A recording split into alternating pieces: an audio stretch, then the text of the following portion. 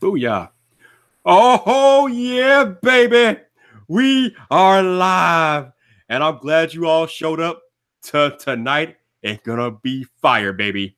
I got two of the best with me tonight. I got my man John Prosser from Front Page Tech.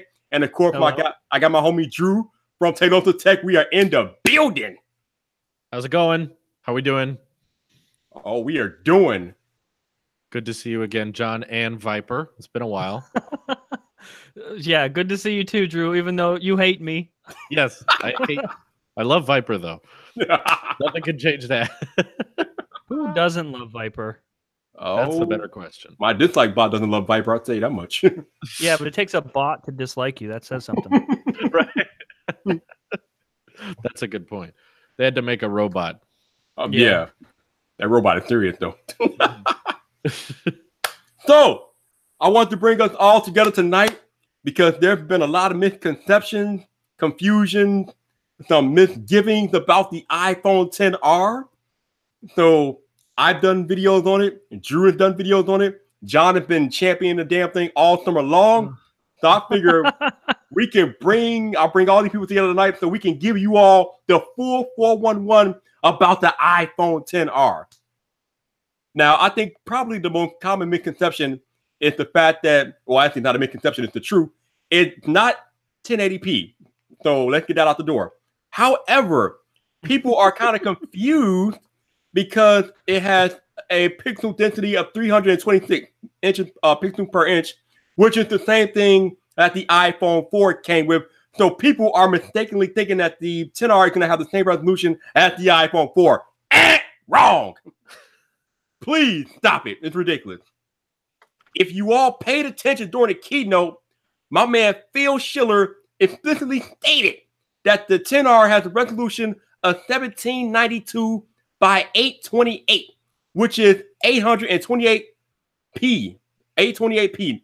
So it's greater than... No, it's 720p. Stop it, John. Stop it. Listen, Phil can say whatever he wants. Have you seen the comment sections? It's 720p. Oh, Lord. I actually don't think Are we really going to trust the word of one Phil? Oh, he cut out. Uh-oh. He said too much. That's too much. I was going to say, I don't think Apple's ever sold a phone that was 720p. No. I think the minimum is 7... All right, you are botting hardcore. It was just like, please sign in again. Okay. You're saying too much, John. They're out to get you. I know. They're out. It's fatality.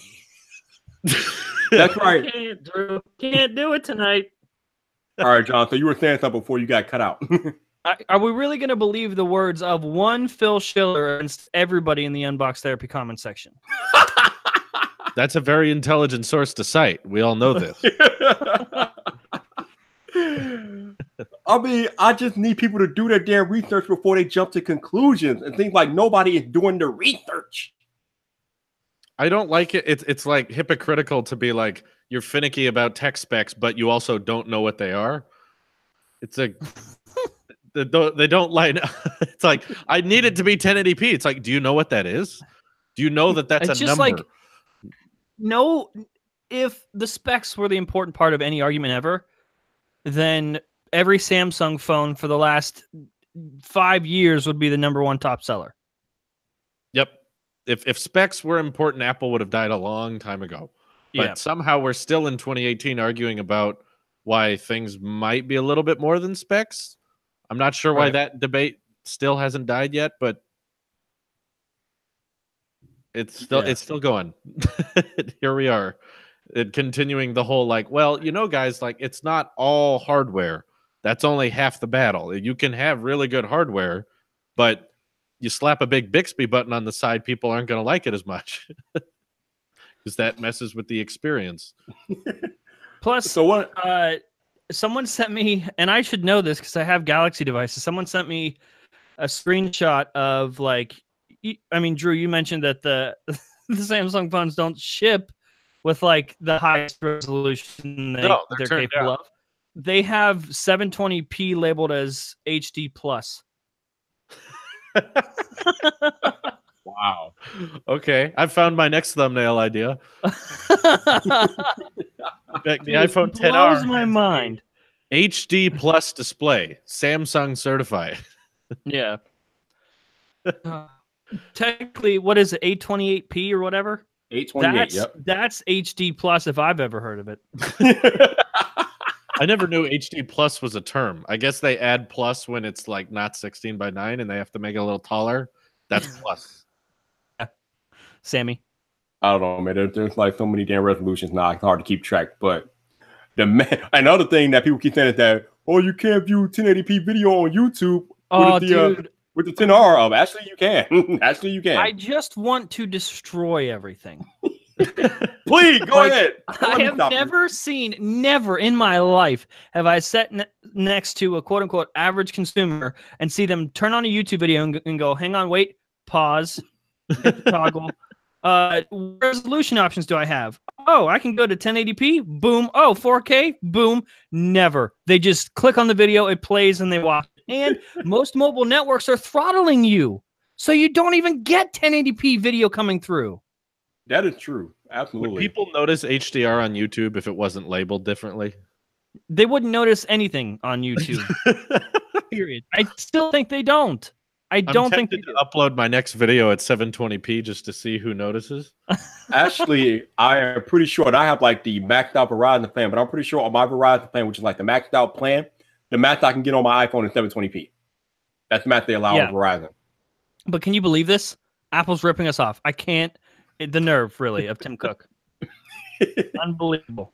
But you know everybody hates Apple, John. That's the way it is. It's just like this happens every year, which we know that. It worked for me last year, and I was really frustrated with Apple. And like I know with how controversial I can be, I know to say certain things to poke fun at people. I know if I just did that right now with iPhone stuff, I would get views like crazy, but like I can't bring myself to do it because I myself cannot make a video making fun of Apple, making fun of these phones, knowing that I'm going to buy one. Yeah. That's why Some people don't have a problem with that, though. I do. I cannot make a video and then buy one. I just can't. I'm not an Apple apologist. I'm not a fanboy. I'm not a sheep. This is my first iPhone in years. So, concept creator says that most people, he believes that most people can tell the difference between 720p and 1080. They could if they have both phones side by side, but how many people are going to have two phones side by side though? I still don't think they could. We're talking average consumers, and people think that we're like calling them dumb, and that's not the case. I'm not calling them dumb. I think they quite literally do not care to tell the difference. And are they wrong to not care? Is this a false statement, or is this a bad thing that someone out there might not want to see every single pore on our faces? Like, do we realize how minuscule the argument is here? Like, there's two things that average consumers do when they set up a new phone. Well, number one, they type in their Apple ID. Set up the phone. Number two, they start counting individual pixels just to make sure. I'm sorry displays are made of pixels. I know that ruins it for everyone. It's like believing in Santa or something. It's like, I want to know that the pixels are microscopic. Yeah. And if I can make sure they're all here, gotta check. This close, the experience is then ruined. Even if it was a 720p display, which it isn't, it was higher. It was better than we thought it would be. But even if it was 720p, what's the crime? What's the why is it bad that there's someone out there who's like, I just want it to last the whole day? That's what literally blew me away, was that all the rumors we had made the phone sound worse than it actually ended up being. The rumor said it was going to have a chip from 2 years ago, a camera from 2 years ago, and a 720p screen. And that's what everyone ran with. It's literally better than we expected. And wrong? I just don't get it. I don't understand. And people keep making the point of like, well, the iPhone resolution was different. God, why did they put the display this? This is not the same panel, right? This is not we don't have the bezels like we had on the iPhone 8. We wanted a phone that looked like the new phone that was cheaper. They gave us that. They gave us a display that was near bezel-less, has no massive chin. They did what every other Android OEM couldn't do, and we're still upset. Am I Robot John? You were for a minute ago. Now For you're a good. second, you're back. I'm being retaliated. So most of you all know that I spent all summer long arguing with John about this very issue, about which phones are going to sell more. I spent all summer long arguing with this man until the keynote. The moment they dropped the specs for this phone, I was done. I knew it was a wrap. It's the same damn phone as the 10S and the 10S Max, minus the screen, minus the dual cameras. That is it. It's the same device. It's going to sell out immediately. Not immediately. Immediately. The damn phone is going to sell out immediately. It's over with. When this phone drops on October 26th, it's going to sell out immediately. It's over with.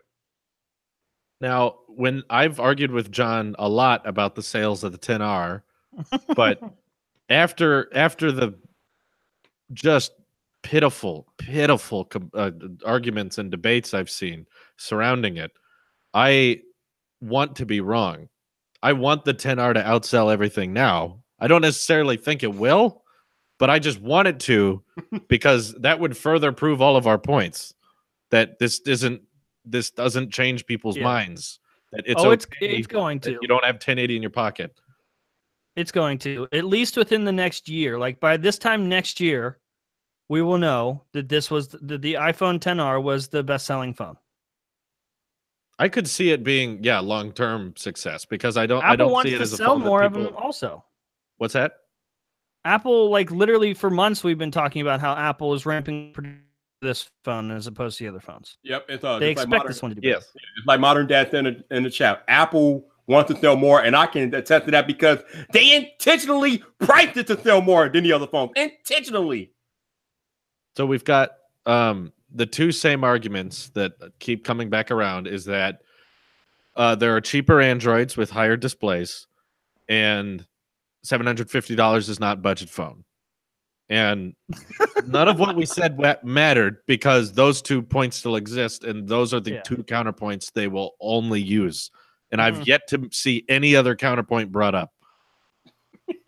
I hate the argument of it's unacceptable for that price. Unacceptable. As if Apple was just selling the display for $750. It's like, here is a display. There's nothing behind it. $750. Argue amongst yourselves, kids. Oh man! And the other, no one's been able to figure out how to make an LCD display look like that. No one else can figure that out. I know. Literally every other Android OEM has an LCD display that is not bezel-less, or at least has a massive chin.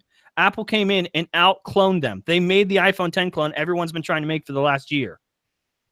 Now, I went on a couple Twitter rants today, because I literally saw John saying that a product is worth more than the sum of its parts, and people disagreed with that. That's when I lost my mind. I was like, you think that there might be something else? You're saying user experience. That's not that doesn't matter. You just no, of course not. Maybe the way everything fits together might make a different experience. And someone was like, I can't agree with that, John. And I was like, really? You can't agree with me, Drew. I'm a crazy nut job. But the specs. Jello. I'm sorry. I need the facts. And the facts are that besides the 828p, not 750p, because remember, the phone still has a higher resolution than the iPhone 6, 7, and 8. It comes in at 828p. Not only that, it has a true tone display.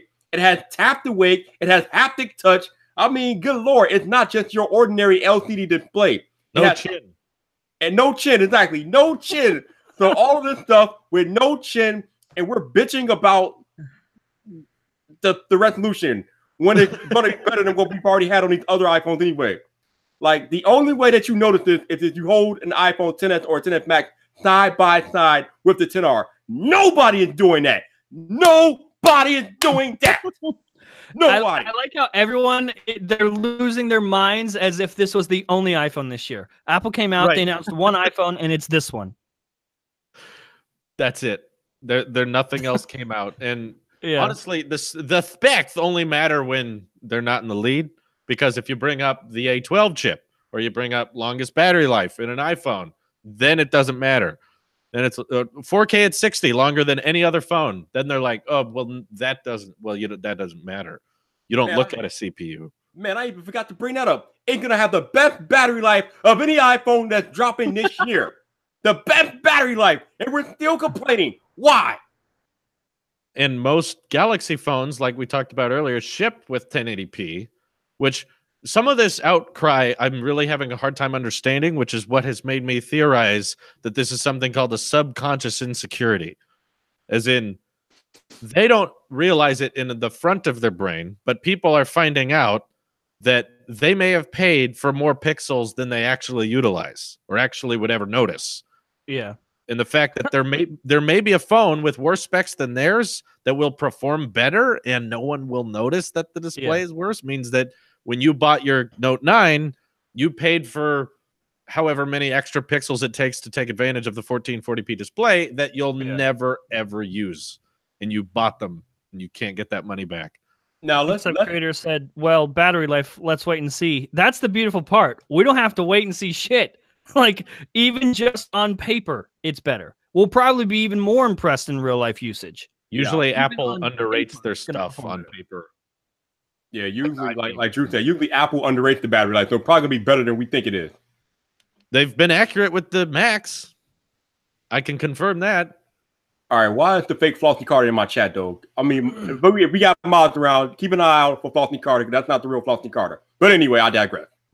But anyway, my thing is, like, now, don't get it twisted, though. This is not a perfect iPhone. It still comes with a 5-watt charging adapter. It's still... So, which means we don't get fast charging out of the box for whatever reason. I mean, good Lord. And then what else? If Apple kept shipping the 5-watt charge brick, as long as Apple keeps shipping that, there will be fast charging.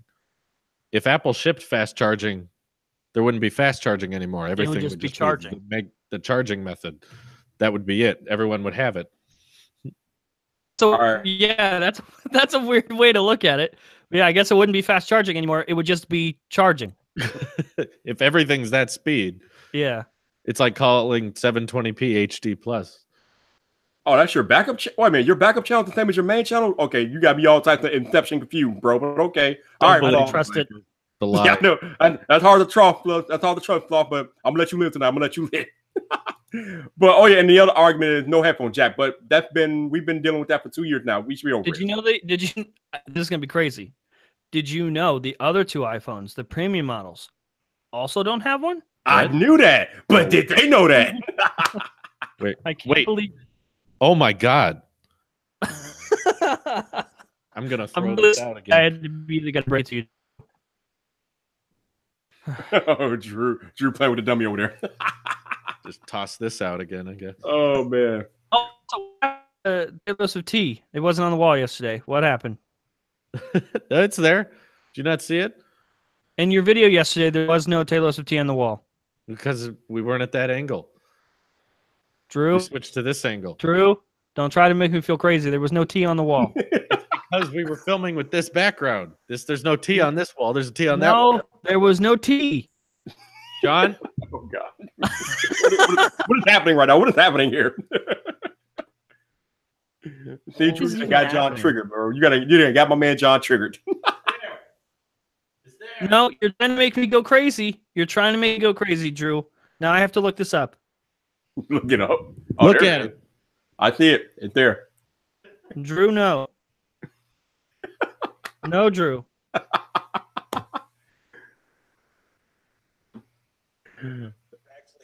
I'm not. Yo, Floss. I'm not mad, but a lot of people are mad about this iPhone 10R. I don't know why. They need to chill the hell out. Hey, Drew, where's the tea on the wall there, bud? Where is it? This wall right here, right in front of me. No. Yes, it is. No.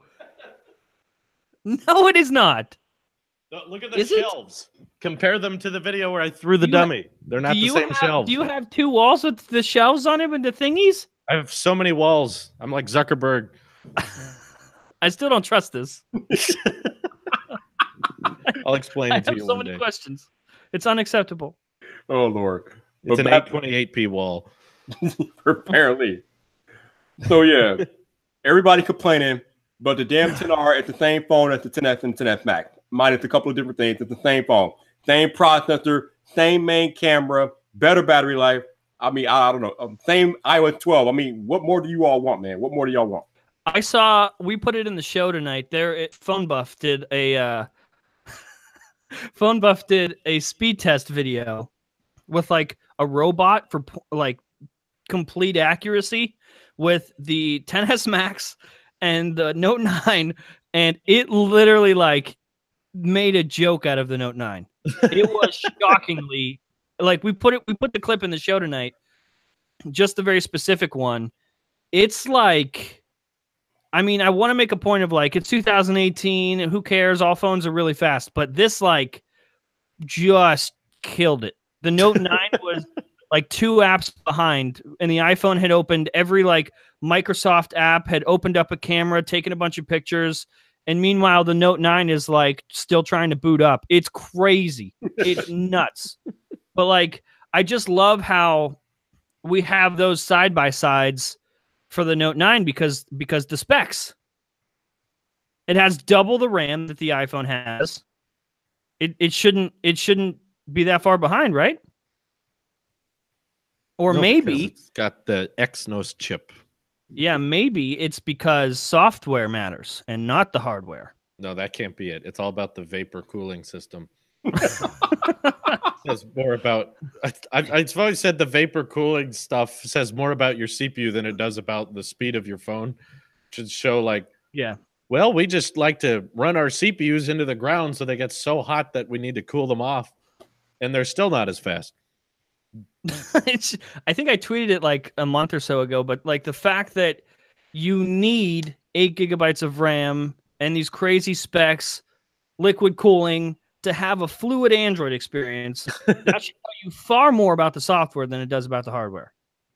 I could hardly call it cooling. I mean fluid. I had a bad experience with my Note 9. Apparently not everyone else did, but I screenshot There's a fake Mr. Mobile here too. Wow, they're all coming out to play. So that pretty much confirms that Flossie Carter is not the real thing. Wow. Mr. Just a Fake guess. Mr. Mobile 2, what is really going on right now? What is happening here? Why is all these fake yeah, accounts it's coming like, out? hey man. Oh my Lord. What is happening? I Go ahead. have Twitter has stopped. I have background play is on, taking up the entire screen. What I is have, background this app play? may not work properly in full screen. Sorry, we're having some issues. Please try loading your messages again in a minute. I screenshot every time I had a problem with the Note 9. Oh, and we have a front page tech chips in the chat too. I don't know what the hell's going on tonight. It's clips. There's a front page tech clips channel that just re-uploads clips from front. I don't know why. Wow. Not even good clips. I can think of way better clips. So and the they don't question choose is, the good ones. if the 10R did have 1080p, what would be the big thing that everyone complained about? It would be something. LCD, maybe the fact that it's just LCD. The blacks aren't blacker on that OLED display. I wonder if it was 1080p, would everyone call it a perfect phone or No. Oh, they found something wrong. What? All right, you're gonna need to repeat that. He's Robo John again. Like, God, retaliation. It's crazy, just the sheer amount of people that are wrong. Like, even just an opinion, you're just wrong. Like, this is one of those things, one of those very rare things that we all have opinions on, but we'll actually have numbers as solid proof in a year. Yes. That will greatly demonstrate everyone was wrong. The numbers don't matter to them, though, because I keep bringing up that we had a 326 pixel per inch phone outsell phones with much higher resolution displays, much thinner bezels. Even your headphone jack, even a phone with a headphone jack was outsold by that classic looking iPhone 8. And when I show them that, all they say is, well, it's because the Apple users are stupid. You're just all dumb. I know. You can't win. You can't win. It's either it doesn't sell well, it's because this is a terrible product, or it was the best-selling phone ever. Oh, it's still not a good product. That doesn't mean anything. That just means everyone's brainwashed. Okay, get the fuck out. I guess so. We're all brainwashed. I'm enjoying my brainwashing. I don't think you're stupid. Did you know? I mean, I'm sure there are stupid Apple users, but I don't think it's because they're Apple users. They're stupid every user. It's not inherent to one brand. 828p display or Grandma Saggy Titties notch? Oh, Lord. Well, I'm buying an iPhone 10R, so that should give you the answer. Right. Gonna say that's an easy one. So, yeah, John, what color are you getting, John? Man, I can't decide. So, like, I don't want to be the guy that gets a red one. Why not? Because I don't want a red phone, but also it looks so good. I really want. John, what is that? I really want the white one. What do you mean? Also, you don't want to be the guy with a red iPhone? I don't get that. I don't want to be the guy with the red phone. Everyone's getting the red one. I don't want to be that one. Everyone's getting the 10R, according to you. Here's another one. Here's another issue. The black one looks really good, but it only looks good in the pictures because when I hold it, it's going to get so gross.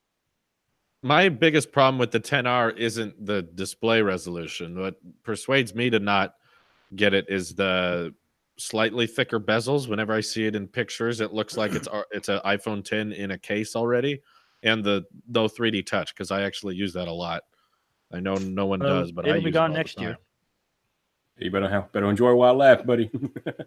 Well, this will stay my phone. I'll get the 10R to review, but I won't. I don't think I'll switch over to it completely. Maybe I will for a little while. For the cost in the teardown for the iPhone 10s Max, that they still found a way to somehow use less technology to make 3D touch work this time. So they're definitely phasing it out. Yeah, I'm not. It's definitely a cost that Apple doesn't want to keep having to pay. Yeah, no, I can tell they're phasing it out with what they did with iOS 12. It's very obvious. I just don't like it. I don't want that feature to leave, but I can tell it is. Yeah, like John said in video last night, the iPhone 10s Max cost $440 to make. So it's a $700 markup. Like, whoa. Yeah, because that's how much money iOS, all the software development, all the customer support, all that costs nothing. There's no people doing that. That just shows up for some reason. Maybe 3 people work on iOS 12. That's about it. Well, it seems like a lot more worked on iOS 12 than 11 because 11 was a shit show. This is pretty much why I left iOS. Like ever since iOS 7, the problems just building up. No one was addressing them, and like there were too many cooks in the kitchen, and it was just like too far ahead of itself and messiness. And that was my issue personally with iOS. So it was really nice to see them sort of be self-aware and take back control of their own OS this year for iOS 12 and actually optimize it. And I mean, we're seeing major differences even on the iPhone 10 because of iOS 12. Oh, yeah. Did you guys see MKBHD's latest video? Yep.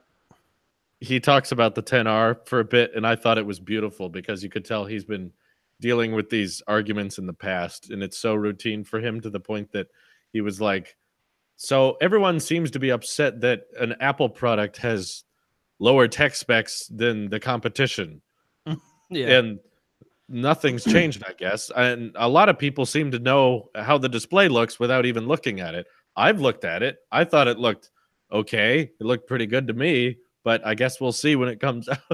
It's like, I unfortunately used it, and they're like, well, that's fine. No, you don't know what you're talking about. He knows what you're talking about every other video, but not this time. I unfortunately, I'm one of the top comments on that video. It's just a mess. It is just a mess. Like this, the stuff that people like, it's like good versus evil for everybody right now. And I don't understand why. Like someone commented under my comment on MKBHD's video, you are becoming exactly what you swore to not be or I something. think Like that's it was from like episode 3, Revenge of the Sith. Yeah, it was. It was like, how is this? You act like I was the voice of the voiceless. I was trying to fight for good, and now I've gone against you, just because I think a phone is going to do okay. You talked to me, John. That's what ruined everything. Dude, if I see one more time that I am somehow working for Taylosive now, or that I've been talking to you too much because of this, I might go kill a hobo. Well, you do talk to me too much, but that's besides the point. Did you notice I would have never said this if I didn't talk to you?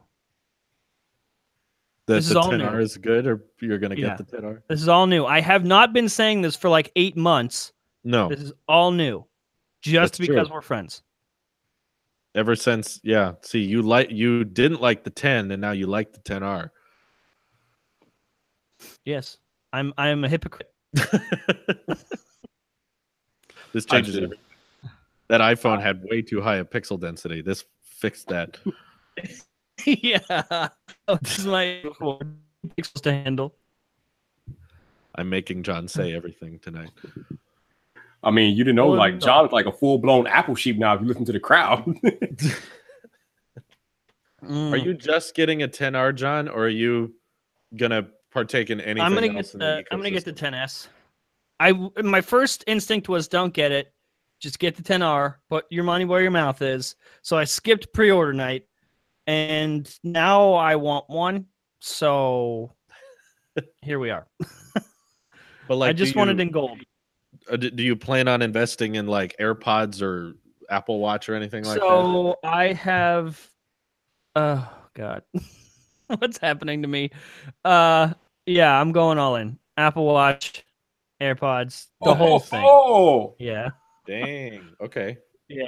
Viper, like what should you prioritize? Well, you probably should get the phone first. You can't do nothing with the watch without the phone. Phone first, obviously, but then the accessories after that. Like, where do you go into first? I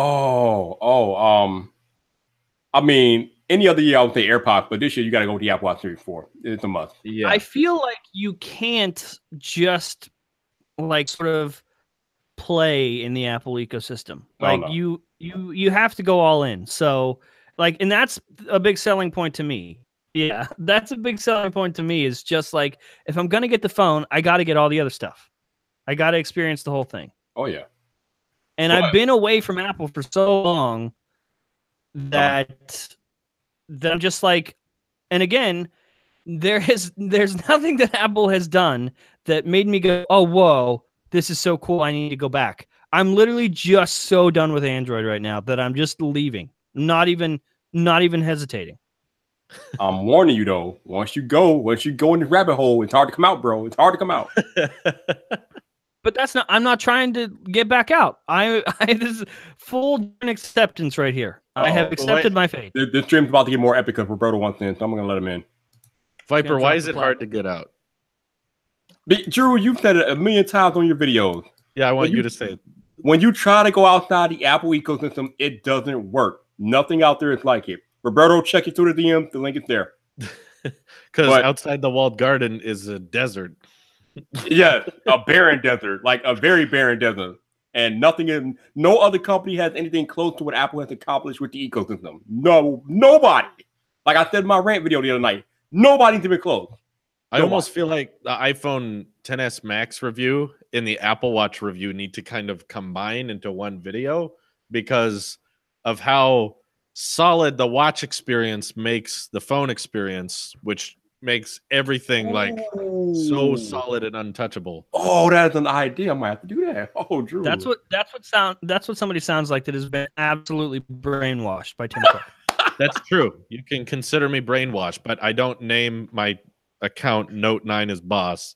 So I'm not that brainwashed. Damn, the burn. Damn. Oh man.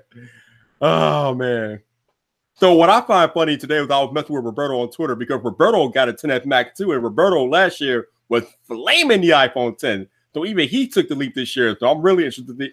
Well, what choice do we have, Viper, when every other choice that we were supposed to have is just an iPhone 10 clone.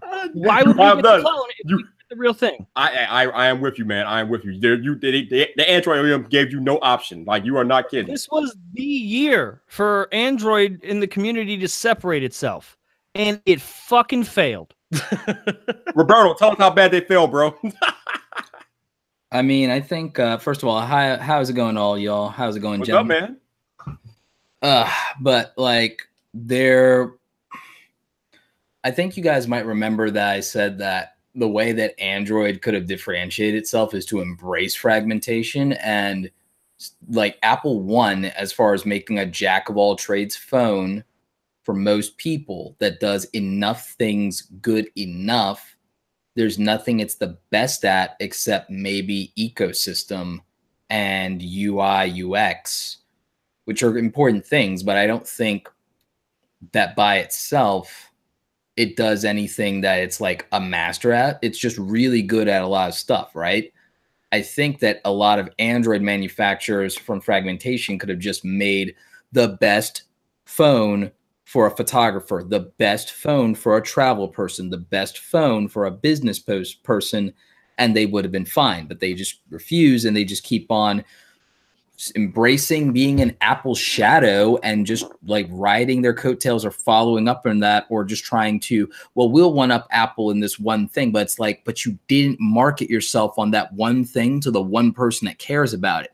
I think the market share game is just stupid. And I think that people should stop trying to sell 1 billion effing phones and sell like 2 million phones or whatever to the right person. Well, the market share argument makes this crazy shift if you don't consider just the brand name and you go by actual devices sold.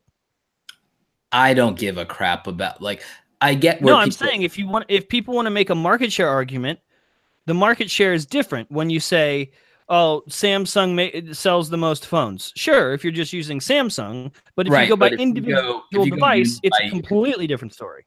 Yeah, if you go by units, then there's like, I don't think the best selling iPhone out of all iPhones will probably move more units than the top 3 best selling units of all of whatever in Android combined. Combined. Okay, so you were saying that you would think that Android would do better if they embrace their fragmentation and try to make a phone designated to a certain audience. But Samsung did that with the Note 9, and the Note 9 is not touching any of these iPhones. So what do you say to that? No, it's not about it touching them in terms of, just remember what I said. You're not supposed to compare. It's like YouTube. Why are you going to compare your numbers to somebody else, especially if you serve a different category than them? Right. iPhone is a mass market device for the average consumer, most consumer, partly one, the prestige of brand, and then 2, the overall accessory line. The accessory line for the iPhone is superior to any accessory line of any manufacturer, which nobody brings up. People will bring up ecosystem, but they won't bring up the accessory line of what it means to be an iPhone user. And again, I mean, look, this is like, I have the phone graveyard here. This is the iPhone 8. This is the OnePlus 5T from GearBest. This was my iPhone 6S. This was my Galaxy S7 with my dope Star Wars skin. This was my Pixel 2 XL and various iPhone 4s and 4Ss. And now I'm on the iPhone XS Max, which I'll just call the Max, following Drew. That was very smart to just stop doing the tongue-tied thing. Congrats on that, Drew. That was, thank you. Yeah, it was good. But I've used enough different devices and phones and brands. And I think my first smartphone was an LG, and then my second one was a Galaxy S3. And then I was a Galaxy guy. I thought I would be a Galaxy guy forever. I've used both Android and Apple simultaneously. And the thing is, I can't find much of a justification besides knowing what the Android experience is for YouTube and knowing what the Android experience is as a whole for business folks, for day-to-day use, I don't necessarily have a use case justification for Android anymore at this point. The exception will be what I think Samsung phones do in terms of content creation, because I still think there's an argument to be made for Samsung if you're a content creator. On Android, though, you can put the apps at the bottom of the screen and then leave space. So that's the justification, I think. But that's the thing. No one is claiming to make phones for a subset of people. They're all fighting for the same group. BlackBerry. And that's BlackBerry. That's why I think is the mistake. As a marketer, I think if you try to please everybody, you please nobody. And that Samsung can't live just pleasing content creators. Not necessarily. I'm not talking about Android needs to pick one. I'm saying each Android manufacturer needs to pick a segment of the market. I'm saying each Android manufacturer. I believe in that. Do you know why I believe in that? Because there's a market in cameras for micro four thirds versus all the other people who pursued full frame. And also there's a market for going very specific in feature set. And that's why Sony, the upstart company that nobody thought mattered. Subset of people. Panasonic and Sony catered to a subset of people and made Nikon and Canon practically, unless you're just a diehard and got a bunch of glass, irrelevant. Nikon, to the point to where Nikon and Canon had to chase them into the mirrorless market. And I know you guys don't follow that type of tech, but it came out and it was kind of a joke. But Canon and Nikon went mirrorless, and it kind of like everybody in the world what the hell? needs a camera in their pocket. Everyone needs a phone right now. I get what you're saying, but I'm saying that I genuinely believe that if they embraced, but the thing is, the only manufacturers that are doing that right now are people targeting budget markets. Here's the thing about that, though, John, and they probably should. Like, I'll make a very controversial statement. Their phone manufacturer. What argument you're making? What are we talking about? Here's the. I don't even like. It's not an argument. I think it's what's called a conversation. Is everything an argument in the tech community? I thought that's what. No. I'm confused because we were talking about the iPhone XR.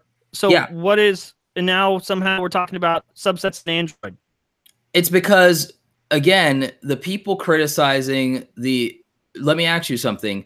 As anybody that is genuinely, normally either neutral or positive attacking the iPhone XR, or is it people who openly are biased toward Android? I think you're both, actually, to be honest with you. Yeah. Because here's the thing. I'm fine with the iPhone XR. I think, if anything, my problem is the... Shut up, Siri.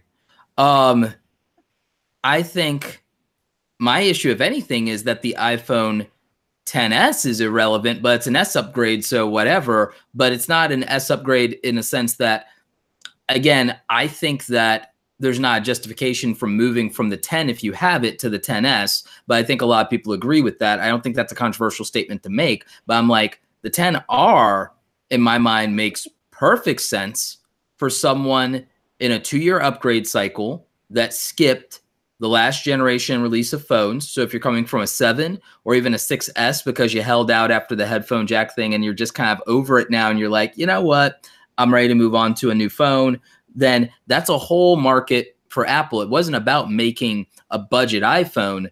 That was the SE. I don't think of it as a budget iPhone. I never thought of it as a budget iPhone. Nobody should say for months that the issues here are tech blogs calling this a budget device. It is not a budget device. No one said it was. Apple didn't say it was.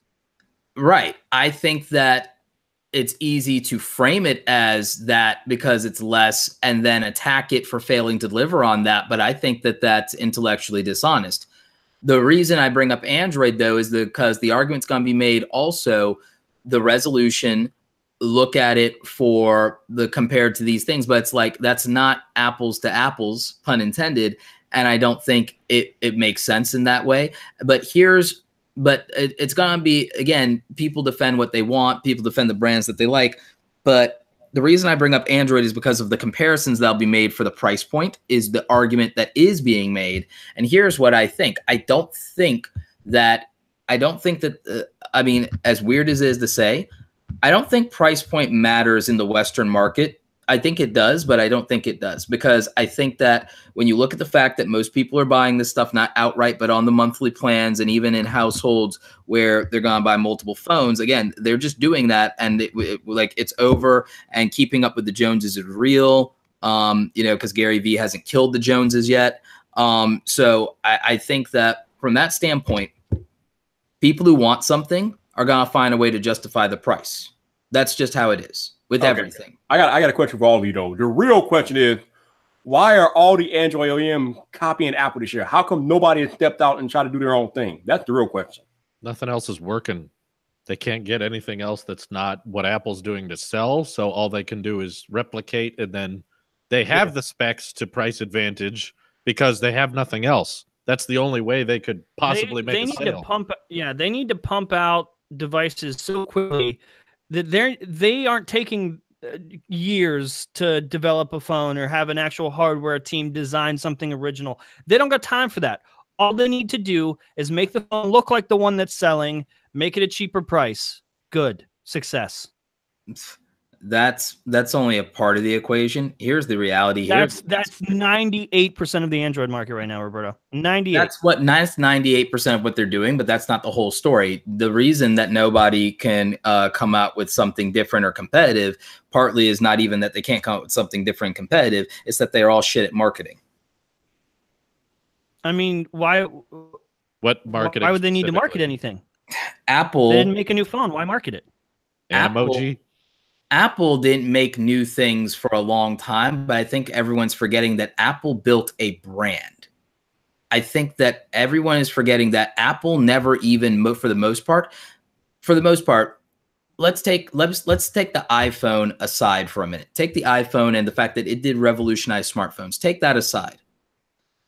In your life, I'm older than pretty much everyone here.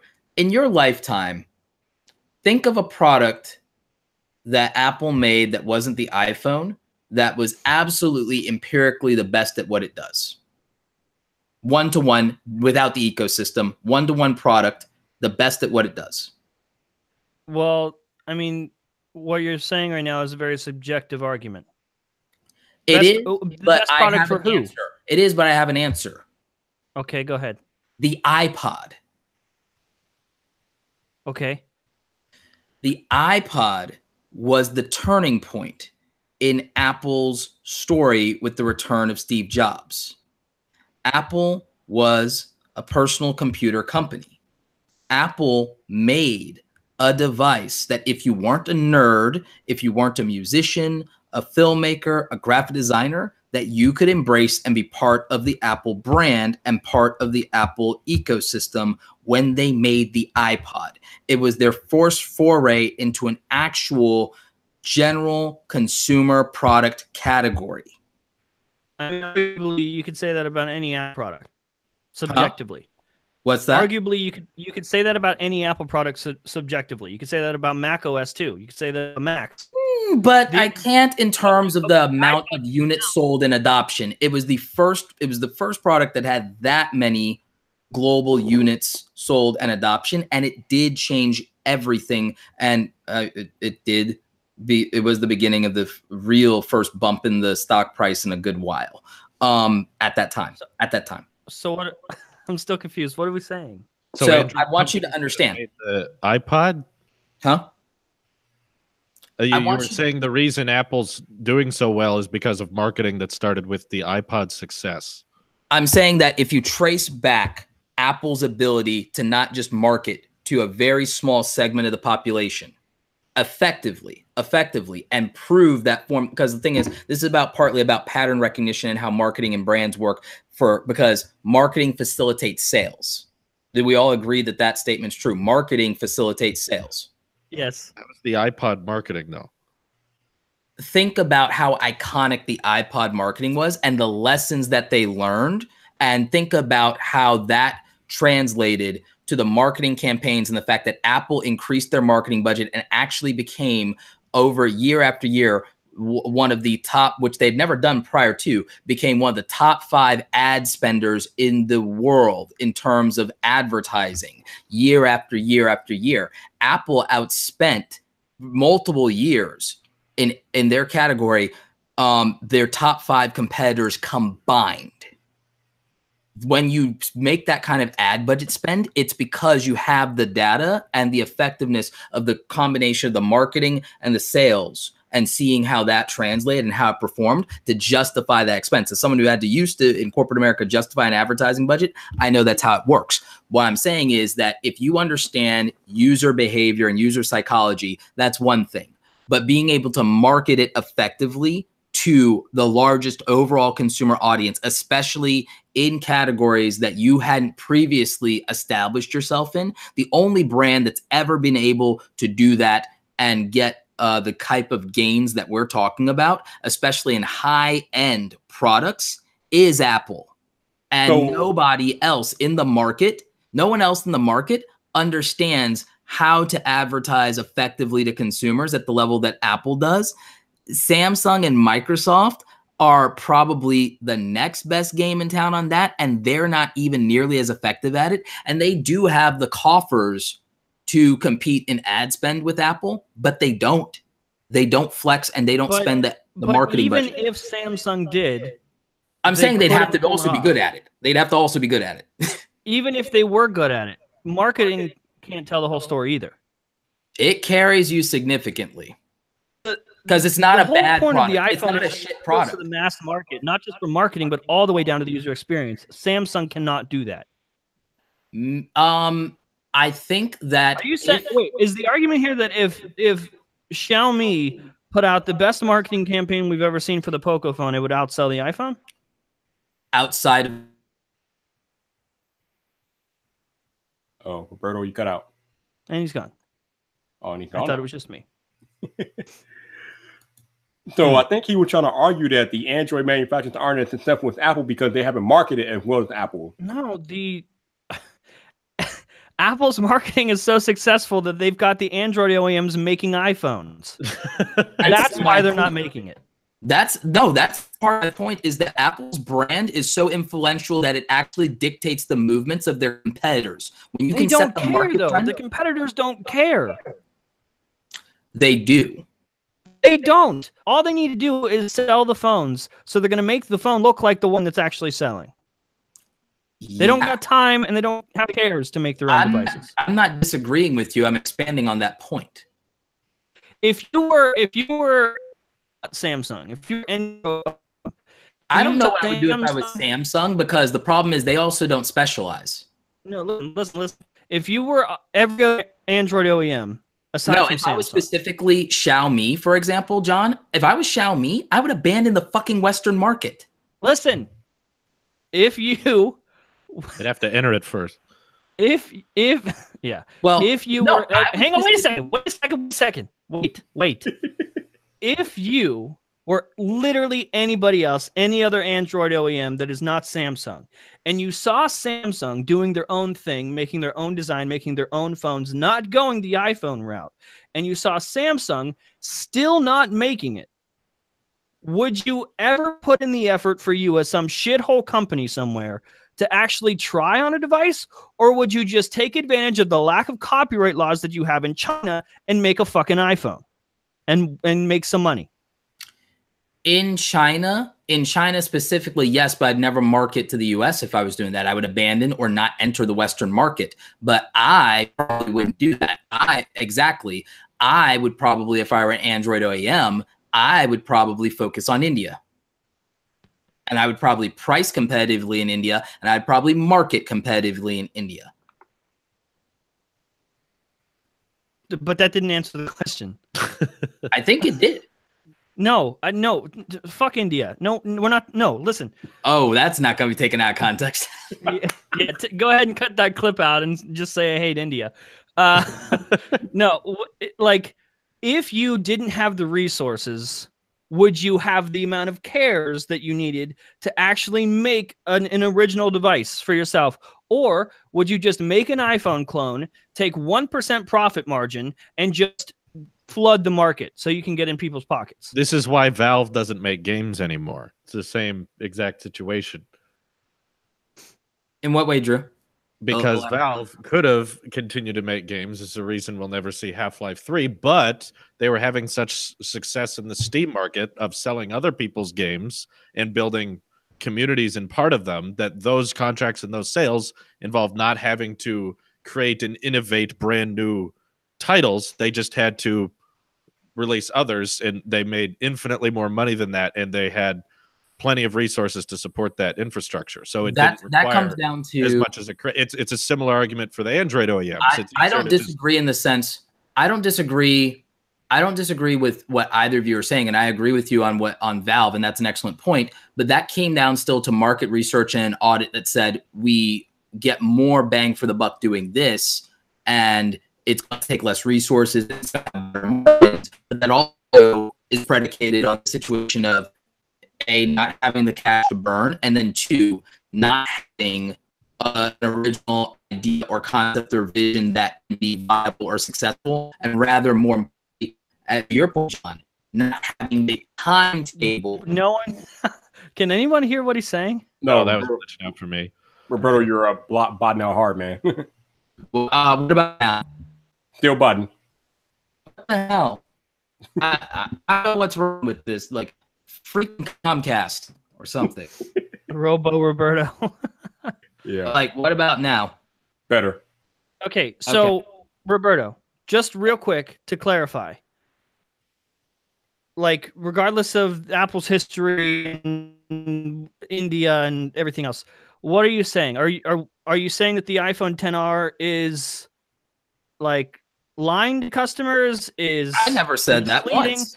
No, I just want to know what. Okay, I just want to know what your argument is. Like, are you on the side of the iPhone XR or not? There's not an argument. Why are we doing the Apple history lesson and the India stuff? History lesson because I want you guys to understand that like it's not an accident that they're a $1 trillion effing company, and I think that the part of the reason. Of course, it's not an accident. I'm just confused. Like, are we talking about why Apple's a $1 trillion company? Or are we talking about the iPhone XR? I'm saying that if anyone thinks that Apple is like wrong with the iPhone XR, I think that that's not. I think that argument somewhat disrespects the market, and that, like you're saying, customers don't know what they want, which in a different scenario, I could entertain that, but not here and not with this. And it's like, and again, it's tech enthusiasts. It's not the average consumer. It's not, it's completely, I think I'm going to border on saying this. It's an intellectually dishonest argument, and the framing is wrong because the framing makes a lot of assumptions that Apple never declared in terms of its positioning for this product or who this product is for. But Apple's not in the stream, and they're not the ones making the arguments. That's my point, is that it's a straw man. The XR arguments, the negative XR arguments in my mind are a straw man. Because again, it's a presumptuous to say that this is what should be valued or this is what value is, when 1, that's partly subjective, but 2, that's not how this was marketed or positioned or put forward. So it's like, insert your interpretation of what something should be here when it's like, I never said. There's no interpretation though. It's literally half the tech community right now just being wrong. I don't think it's a matter of like, there's no opinion in sales numbers. There's no opinion in the data. Well, here's the thing. The phone hasn't even been released. And? Do you need it to be released to be convinced? Here's the thing. When it's released, the sales numbers will be in. So that's going to be part of a conversation that says, if people said yes to this, because it's not to me that sales numbers are a justification of everything. I mean, there are people with, do I even want to say that? All right, YouTube. There are plenty of people with a lot of subscribers. That's no validation of what the quality of the product they produce is, or even comparatively to anything else that exists in the market. Dude, if we were selling YouTube channels, that'd be a thing. But we're not. There's no money involved here. I'm using that to make the point that I think the sales numbers are going to prove. I think the sales numbers are going to prove that this wasn't a mistake on Apple's part in terms of a business move, in terms of a calculation. So I think it'll be safe to say Apple was smart, not stupid to do this, because the numbers will prove that. The numbers won't necessarily aren't going to be proved wrong by sales numbers. We already have sales numbers to suggest that 300. But the arguments they're using are going to be proven wrong. The arguments, John's right that the arguments are going to, like, here's the thing. You're not going to convince someone who wants to defend their opinion to the death when it's the framing of, am I right or am I wrong? Because again, they're making, like, you can prove a prediction wrong with sales numbers. So if someone's making a prediction or making an argument about market demand, then that'll be proven wrong by the sales numbers. Even if they don't accept it, it's irrelevant because the numbers are the numbers at that point. If they're saying it's a ripoff, that's an opinion. You're not going to change someone's opinion, especially even if they come around, they won't publicly come around because they'll never give you the satisfaction. Okay. But I don't need them to publicly come around for satisfaction. I just need the sales numbers to come out for my own satisfaction. I think the thing is, everybody in the tech community, turn lights purple. Everybody in the tech community, no matter what they're telling you through their YouTube channel, they all know that this phone is going to be the top selling iPhone this year. If they don't know that, then they need to open a book or something. But the thing is, everybody crafting their own little narrative to fit whatever agenda they have. I think that's what's going on here. That's why half the tech community is divided, because everybody's trying to craft their own little narrative to fit their agenda. The fact of the matter is, there's no opinion in the sales numbers. That stuff's going to come out. Right. But when we make arguments like Apple thinks we're stupid, or they're ripping the consumer off, or the 10R is depressing, or it's unacceptable for this to happen, how unacceptable is it when they sell 100 million units? When we find out, when these people in comment sections that are subscribed to Unbox Therapy and that are arguing in the comments and making their own points about how this is crazy because specs, what is going to finally convince them? Because they're going to learn a very hard lesson that the people in those comment sections are not the average consumer. Like, my question though is, does it even matter? It matters to people like me, where this is my job. It doesn't matter to the people arguing. There's no risk there. There's risk for me putting my credibility on the line, making these predictions, saying this stuff. The people that say random nonsense in the comment section, there's no risk. They just said noises. Like, I'm saying, for someone having opinion that the iPhone, like, I mean, primary example, like last year, I said that the iPhone 10 was a beta product. There's not enough value in it comparatively to the 8 Plus. And for what we got from the iPhone Max, I feel very vindicated in that, in the sense that, okay, you're missing out on some things that I think would have been great to have had last year if the iPhone 10 was even going to be what the iPhone 10R is, like today, minus the screen. Like, okay, I would have went and got that phone last year instead of the 8.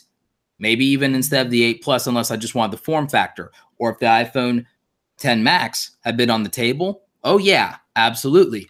But like the iPhone 10, I'm happy to have skipped it because like you miss out on some features, enough features with the 10S to where some people are actually going to upgrade from the 10. And I'm like, I like, you know, skipped over that. And if it wasn't that I'm entertaining the idea of getting the R, or that I'm like, if I don't, I'm fine with having a Max and 8 Plus. So I put my credibility online to say, yeah, skip this one. Next year, you're good to go. And I feel for what they released this year, in terms of your 3 options, if you skipped last year and you listened to me, like you skipped it for your own reasons. I don't think you listened to me, John, but like you're happy with your choices or your options this year from Apple, are you not? You were dissatisfied last year. You made constant videos about it. Nailed it. Right. You made constant videos about it. You agreed with me last year. This iPhone 10 is a beta. It was rushed because of the 10th anniversary. And now we got the real 10.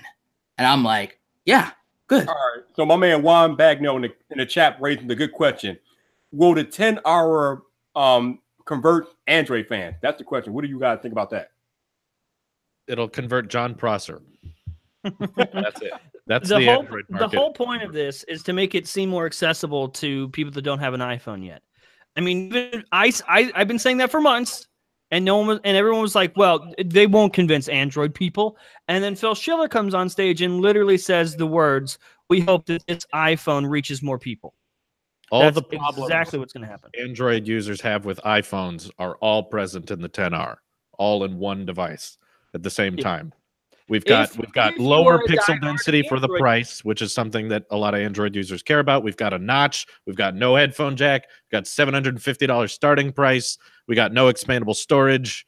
We got iOS. With everything I don't that an think Android that- user doesn't like about iPhones is present in the 10R. I don't think that the 10R flips Android users that are in the Samsung ecosystem. I don't think it flips Android users. Samsung ecosystem.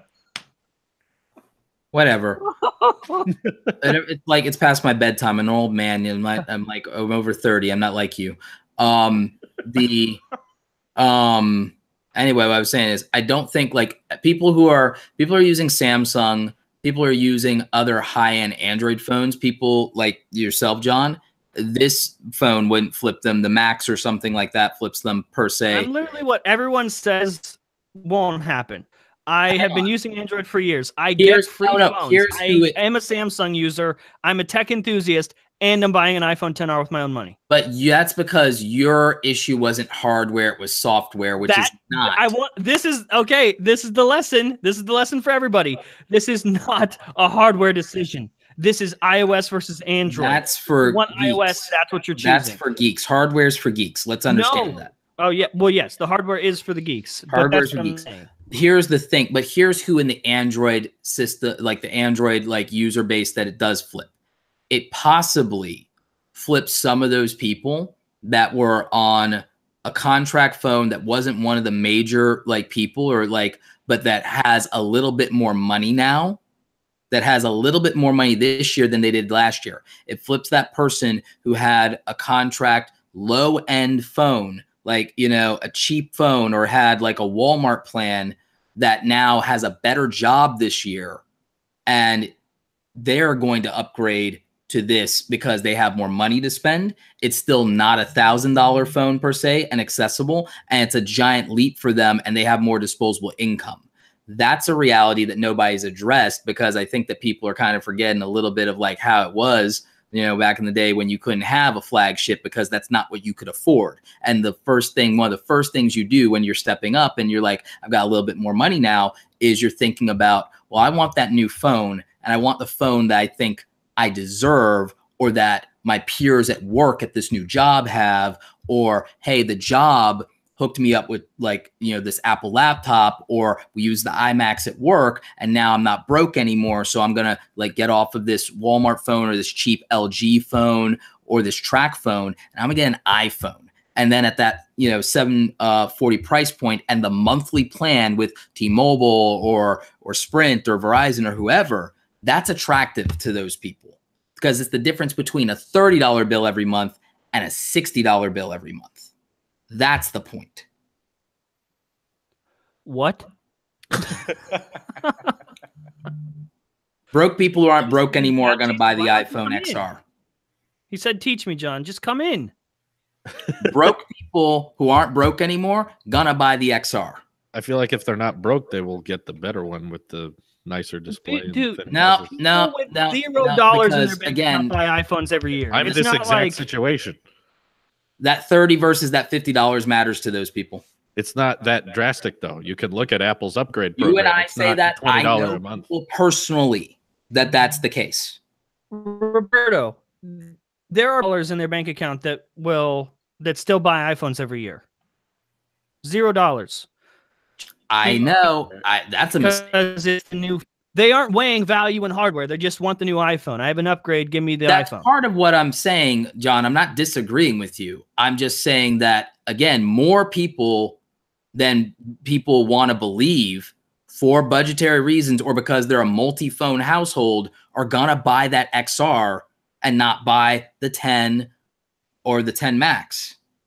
All right, Jason, check your Twitter, buddy. Here you go. If Jason's coming in here, I'm gonna go pee. I'll be right back. Like I'm being serious. I've had these conversations. I think that a lot of people talk in the tech bubble. A lot of people talking. I'm not saying everybody's in their bubble, but I'm still talking to people that I grew up with that, you know, they work decent jobs. It's not like they are rolling in dough. They work hard. They spend their money sometimes on other things, or they have a family and they have to, you know, they have 3 phones and their kid wants an upgrade. I know how they're going to spend their money because I had the conversation.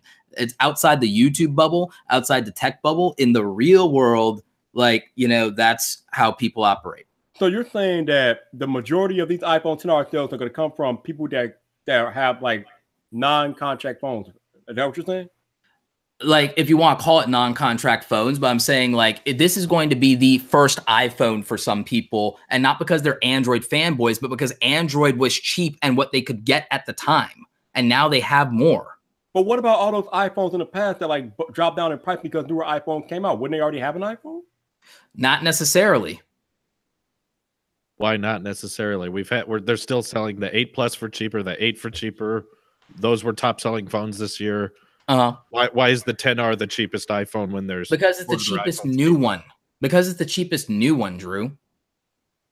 Now you sound like John Proctor. Okay, all right. It's the cheapest new one.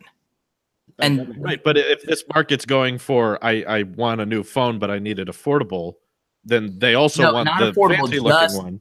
Not affordable, just cheaper. Ish. If they're going for cheaper ish, they're and just then gonna go also you have to remember that some local carriers do deals and promos and other things, because you have to remember that the individual local carriers sometimes have you know, on the new phones, they'll do a buy one get one, and they'll do different things within you if you're in a family plan. So you have to remember that there are deals that the local carriers do as well. But that's all phones. That's Android phones shine in that market of getting. They do, but again, the brand, the iPhone, if they're going to upgrade from, I had a cheap phone. No, I'm going to get my first contract phone. There are a lot of people that do this, and I'm watching it happen. I have friends that work literally at like T-Mobile that sell phones all day, every day. And I've had these conversations. It's like, it may not make sense to you. It may not even make sense to me. Look, but we're not in the same position as some of those people. So my man Juan just said, nobody wants to spend cash on the older iPhone when it's obviously the older iPhone. So that makes sense. So that's kind of what Roberto was saying. Like, just because it looked like John was saying, because it looks like the newer iPhone, that's going to gravitate more people towards the 10R. Okay, I got it. It doesn't have to make rational sense, because I think the problem with tech people is tech people want to rationalize everything. The average consumer makes an emotional decision and finds a logical justification for it much later. Yep, there were plenty of people that didn't find the attraction to the 10 design, though. And it wasn't just price. Price was part of it. It wasn't everything. But they had a year of seeing it and people going, you know what? You know, like they had a year to get over it. I just see tons of people that personally got the 10 and gave it back because they didn't either like Notch, they didn't like Face ID. I think they didn't like the gestures more than anything, because I've known older people to, like, people, when I say older, I mean like 40, not even old, but like they literally couldn't get the gestures. And I had to teach my aunt how to, she's somebody who's had every generation of Apple. She's corporate, she's Apple everything, but she was frustrated because she couldn't, you know, at 52, she couldn't pick up the new gestures. All right, whereas I got it day one. All right, I got you. So let's get a different opinion in here. Jason, you've been saying all for the last like 2 or 3 weeks that this 10R is not going to sell that well. So can you explain to us why do you think that it's not going to sell that well? Well, hold on. I got to get my mic on. Can you hear me? Oh, come on, Jason. I can hear you. Okay. I just got to take it off mute. I think I had been saying up until the time that the 10R and the rest of the phones were released that I didn't think it would sell that well. But I've also said in multiple videos at this time that since they've been announced and released, I don't see any reason why the 10R won't be the best seller, because it's priced and positioned in such a way that there are a lot of people who aren't going to have a choice. Yeah, you have a choice. But the iPhone prices didn't change. You're acting like they purposely did this with the iPhone 10R, and then if you wanted the 10s, you had to pay $1,300 because now it's out of your reach, and they're purposely doing this so you buy the 10R. But the iPhones are the same price now. No. No. What happened was in previous years up to last year, they were selling a small phone and a big phone, generally in the ballpark price range of the 10R. Agreed? The iPhone 10 was the first I'm not bezel-less phone that we've seen with this design last year, and it was I'm not $99. talking about the iPhone 10 yet. I'll get there. I just want to make sure that you're following me. Okay, go ahead. The iPhone 6 all the way up until the last year when they were selling the 8 and 8 Plus, they sold two phones, small, big, in general price range of the 10R. And then they dropped the iPhone 10 in a new price bracket on top of it last year. This year, they totally flipped the script and only gave us one phone in that price range that was the 8 and 8 Plus, and gave us two phones plus $1,000. So would you rather they instead of giving us the bezel-less phone, the iPhone 10 that everyone wants, we kept a similar design to the iPhone 8? No, I mean that's not really germane to what I'm saying. I'm just making the observation that they found a way to flip it around and offer fewer phones in the reasonable price range and offer two instead of one in the higher price range. But if we're talking about iPhone 10, we're moving on from iPhone 8. There's no home button, none of that stuff. We want a bezel-less display. The iPhone 10 last year, $99. The iPhone 10s this year, $99. Mm-hmm. How I don't understand how they're rigging prices to make you want to buy the iPhone 10 more. Because there are plenty of people out there who don't want to buy $1,000 phone, and if you want, and you know what? Now they have an option, and it looks like the new one. Exactly, that's what I'm saying. They have an option, but Apple has made it so that that one option is much more feasible than going up to $1,000, $250 extra to even get into the base model. So they have positioned the iPhone 10R to be very successful. But like, they wouldn't normally? I'm just saying it's different than what they've done before. It's always, this is something that happens in every phase of their stuff, because if you look at prior to the generational design shift of the iPhone 6, the iPhone 6 was a completely new design. And if you look at every generation of the iPhone prior to that, and the price increased to reflect that even then. And they introduced, I think it was after the 6S, maybe it was sometime after the 6S that the SE got introduced, but that was meant with the intention of trying to expand more into the developing market, not the budget US market. That sold better internationally. It didn't sell that well here in the States. So the Apple learned the marketing lesson of the fact that a cheaper iPhone that doesn't look like the current generation of iPhones will not perform in the United States because of the user psychology of the Western market. And it did well overseas, which is part of why I think Android should learn that lesson, or Android manufacturers should learn that lesson. But meaning that, John, what you've been saying is true.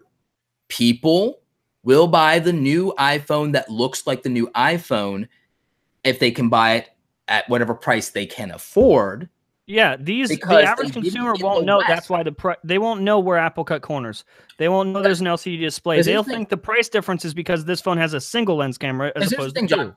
You left Apple because you didn't like sloppy software and iOS and all that stuff. That's not why non-tech people, the majority of the market, leave Apple or Android. People in the non-tech market don't buy Android because of the specs. They buy it because they bought a phone with that manufacturer that they could afford. And once they set a habit, it's hard to break. It's hard to break. For years, my mom didn't want to leave LG.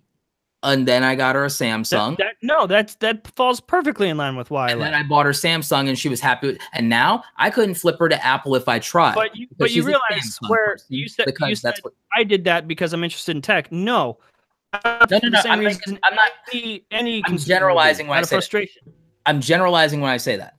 I'm saying that most non-tech people, like, it will not be the software debate. It will not be the hardware debate. It might even be the ecosystem debate. I'm just differentiating us here from the market. That's the only reason I brought that up.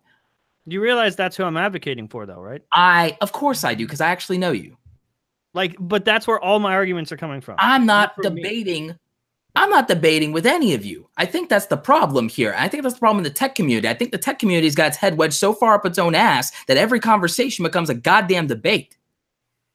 I mean, what do you want? The opinions are the title of videos. Would you rather us title things like Apple thinks you're stupid, but that's just my opinion? We're literally putting our arguments on the table. You're not, well, like, I mean, you can make if you want to making videos that in nature are argumentative is a form of outrage marketing. And I'm fine with that because that's the ecosystem of YouTube and ad dollars. The arguments have not been, well, it's not for me, so you do you. No, these people are making this a good versus evil thing. Like, we're being ripped off to the major tech conglomerate that is taking all of our money. They're worth $1 trillion, and this is why. It's because they prey upon the consumer. When it doesn't have to be that. If I want to win re-election, or I want to sell stadium tickets, that's exactly what I would do. So, I mean, what's your point? So my question is, you said the tech community has their heads up their own ass, making this all about an argument. Yeah, I stand by that. Okay, and I told you why. And I agree that it makes for great video views and engagement and shares and breaks in a lot of money. We are slaves to the community. And it's those people, those viewers, that are the reason we're making the arguments we're making. Probably. So yeah. Hold on a second. Hold on. But I am just capable of having a conversation with you guys about it without arguing, is the point I was making in that. All right. Hold on. Jason, go ahead. So, John, you're using my example as my video as an example at this point. You've mentioned it twice. And yes, like you have said, Apple thinks you're stupid. Whereas I put out a video saying the iPhone XR is the best iPhone in years. We're literally titling videos with our opinions. We're not titling anything in between. Yeah, and I guess I'm. Is it your opinion, or is it the topic that will get the most attention and debate? It is my opinion. Dude, if I wanted to do it just for views and a topic, I would do what Jason is doing. Wait. What the hell is that? Now, listen, Jason, I don't doubt that this is your actual opinion. I'm saying that if this is what I wanted, and if I wasn't going just based on my opinion, I would do that. I would say the negative thing about Apple. But you can't say that I'm going against my own opinion by saying the iPhone XR is the best iPhone this year. That is very specifically my opinion. But for some reason, like, me having a negative opinion is somehow me seeking views? No, like I'm saying that is what's working right now. Saying the negative things is what's working right now. Is it though? Because is it though? Because what I've been looking at, it works every year, Roberto. I did it last year. I know that, but the thing is, like, I see channels getting massive views around saying positive things about Apple too. Well, all I can say is... So I can't say that negative just works better in the case of... But I could make a general psychological argument that anything negative or anything controversial or anything polarizing gets more attention. I could make that argument, but that's true of everything. And the thing is that wrong or is that bad? Like, I mean, that's debatable. I mean, that's a higher level moral argument. And I'm like, if your job is predicated in some way around that, or the thing that you want is predicated in some of that, then it's in your obvious own self-interest, sure. But if demand is there, then demand was there. So is that wrong to fill demand? Because if you don't, that means someone else is going to do it. So, like, I don't know what you're arguing one way or the other on that, either of you, in the fact that it's like, if videos are getting views, then that also means that's representative of the community, right? If someone puts out something positive and it gets views, that means that people felt that way. If something's negative and it got views, that meant people felt that way.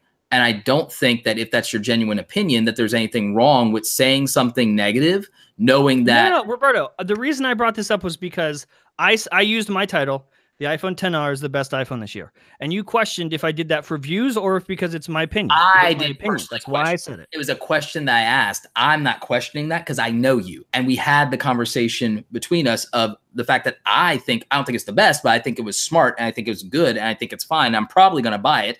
And now remember, I'm just debating what color I want. And I think I'm leaning toward that yellow, but I don't know if I trust that. Oh, what? I don't know if I trust that they saturated it accurately in the photos, and so I might either get the red or the blue. I'm curious to see that yellow in person. I know I have to see the yellow in person because, like, if it's real, like mellow yellow, I'm down. Like, I'm like, yep. All right, Solo jacket for that, like, to get the Han Solo looking yellow jacket and just like. All right. So going back to Jason, so your whole argument with your videos lately is that you think that Apple is ripping people off because they have less options in the normal price tier. If I'm reading that, am I reading you right? Well, that's part of it. Okay. What's the other part? I mean, I also think that I question the reasons why they would offer a lowered resolution screen when clearly they were able to hit that price point with higher resolution screens in the past. But those phones had massive chins, had massive bezels. It was a completely different design. We want the new phone, but we want it to be cheaper. So where the hell do we want them to cut corners for it to actually be okay? I think they're fine because, again, I have the iPhone Graveyard for Exhibit A here. For Exhibit A, I have the iPhone Graveyard. I have these older iPhone models that were Steve Jobs' penultimate design, and the entire phone is pretty much the screen, including the chin of the 6S. And if you think about the price differential between these, which wasn't that much, but you think about the margin, and then you think about the fact that with the thinner phone, ultimately they actually were able to get actually comparative, if not better margins off of this. And then you think about resolution, I think that it's irrelevant. And I also think that Apple has enough data to see that their user base was probably consuming content because, you know, they have their analytics. I think that they went up to 720p because the margin difference that they get at 1080 for that, the margin difference that they get at 1080 probably wasn't enough people doing it, enough people caring about it. Not to mention that, again, I'm the guy here who probably out of everybody downloads the most YouTube videos with YouTube Premium because I'm on a plane twice a month. And I'll tell you for a fact that I download them in 360p. Why? Because that's going to make it easier on my overall data consumption on my plan before I get throttled. And it also doesn't matter when I'm watching that playback on the plane, etc., etc. And then from, again, just what you get depending on what your carrier is in terms of a signal, it's going down because YouTube and those other things pull you down. Even on your desktop, unless you default it, it's not in 1080 anyway, unless you default it based on your ISP. So by the time they do the calculations and they look at what their price margin is, yeah, 720p display. And they already know that they're not marketing and winning on specs. They're marketing and winning on the fact that they're Apple. So why bother? So Jason, I'm wondering, if the iPhone XR had a 1080p screen, would you feel differently? There wouldn't be shit to say if it had a 1080 screen. Yeah, Jason? No, I would feel completely differently. I would feel as though they honored the consumer by saying, you know, we're not going to. They honored the consumer because they have data that shows that no one uses the 1080 to the degree that the rest of us use the 1080, and I know that. All right. Well, I mean, I guess Apple can print that report tomorrow, and I'll take $1,000 from everyone on the panel when I'm right. All right. We needed the panel itself needed to look like at least somewhat like the iPhone 10 did. We needed to have a similar design, and after everyone has spent a year, 98% of Android OEMs making clone iPhones, and Apple does it better than any of them, with no massive chin, uniform bezels, and we don't actually think about or consider the cost that it took to make that design, but instead we're just upset that there's not enough pixels on this display. All right, hold on. I got a question with Jason real quick. So Jason, what would you say if I told you that the average consumer unless you held an iPhone 10s on an iPhone 10R side by side, the average consumer probably couldn't tell the difference between 828 and 1080. What would you say to that? I would go back to something that somebody reminded me of when they posted on Twitter, that very early in the Steve Jobs biography, he talks about how Steve Jobs' father was a craftsman, and he said even if the customer doesn't know it's there, you always have It's to. not Steve Jobs' Apple anymore, and I think Roberto, I know it's not Steve Jobs' Apple anymore, but I mean, this is part of what I'm trying to say, is that the priorities of the company have shifted to a direction that I'm not really all that enthused about when it comes to these iPhones. In other words, you're saying that from a consumer standpoint, for you, it's a moral question, not a practical one. I to a certain extent, yeah. I mean, I've got a lot of I have a lot emotionally invested in Apple as a company. But you don't have to buy the phone. I don't understand where the moral argument comes in. I make YouTube videos about. I think it's fair to have a moral argument or a moral stance on anything you want to. I think that's fair, and I think that that's some people's equation, because again, from a practical standpoint, from a practicality standpoint, I can rip everybody's beliefs. I can rip the way everybody votes in the country, in the world. I can rip everybody apart on a practical and scientific level with evidence and data and statistics till I'm blue in the face, and they're still going to want to believe what they're going to believe, live their life accordingly, and frankly, a lot of them are going to still try to inflict that belief on other people. So to say that, like, I mean, I draw the line at the fact, the idea that it's like, if we're going to all live in a rational world, great, sign me up. In fact, you want that? Vote Emperor Roberto in 2024. I'll give it to you. So basically, Jason, the videos that you put out lately are partly based on your emotional connection to Apple, more or less. Yeah, and I've said that in nearly every video. Okay. Do you see the difference between Apple thinks I'm stupid and Apple thinks you're stupid, placing that on the consumer? You're transferring the burden from your own emotional beliefs to the viewer. I said nothing about the viewer. What do you mean? The title of the video is Apple thinks you are stupid. And that was the whole argument that I made in the video. And your thumbnail says don't pay idiot tax. You're like outright telling them what to do. Because if you do that, then there's an interjectory statement is telling people what to do. No, it's not. Okay. I was making a video title and a thumbnail that was going to preface what I was going to say in the video, and B, entice people to want to click and see what I was talking about. All right, real quick, Juan, check your Twitter. You're in, buddy. All right, go ahead, Jason. So I was saying that Apple, by making these decisions, is saying to the general consumer that they don't think it matters if they get the kind of parts that are available for them to use. But this isn't a refugee camp. It's a business move. Who the hell's talking about a refugee camp? You said that they're not giving them the thing they deserve. This isn't a Batman movie, dude. It's just a display panel. You know, this utilitarian Ayn Rand BS stuff is just... I was like, wait. One, tech is utilitarian in nature. And then two, why are you interjecting and putting Ayn Randian principles into this? Because it's not. Because I've actually read Ayn Rand's novels. I think that, like, they were mediocrely written at best. And then philosophically, I think it's garbage. But talking about two different people's opinions on iPhones, and then we start talking about political campaigns, and then we start talking about political ideologies. And this is why the goalposts have been moved so far on this, that you guys are getting really close to some personal attacks, right? Yeah. I think a lot of pulses are up high. I think a lot of blood pressure is starting to spike. And I think we all need to take it a step back and chill it back down a bit. Now, voice of reason. Where are we? And what are we talking about? Juan. All right, so now we got my man Juan Bagnell, the gadget guy, the camera guru. Juan, as you've seen on the internet, a lot of people are throwing out misconceptions or just flat out confused about the iPhone 10R, about the screen resolution, the display, this, that, and the other. Can you please explain to these people why they are wrong about the 10R? Well, no, because what we're going to be getting into really heated discussions about are the differences in expectations regarding how a consumer should part with their cash, right? Okay.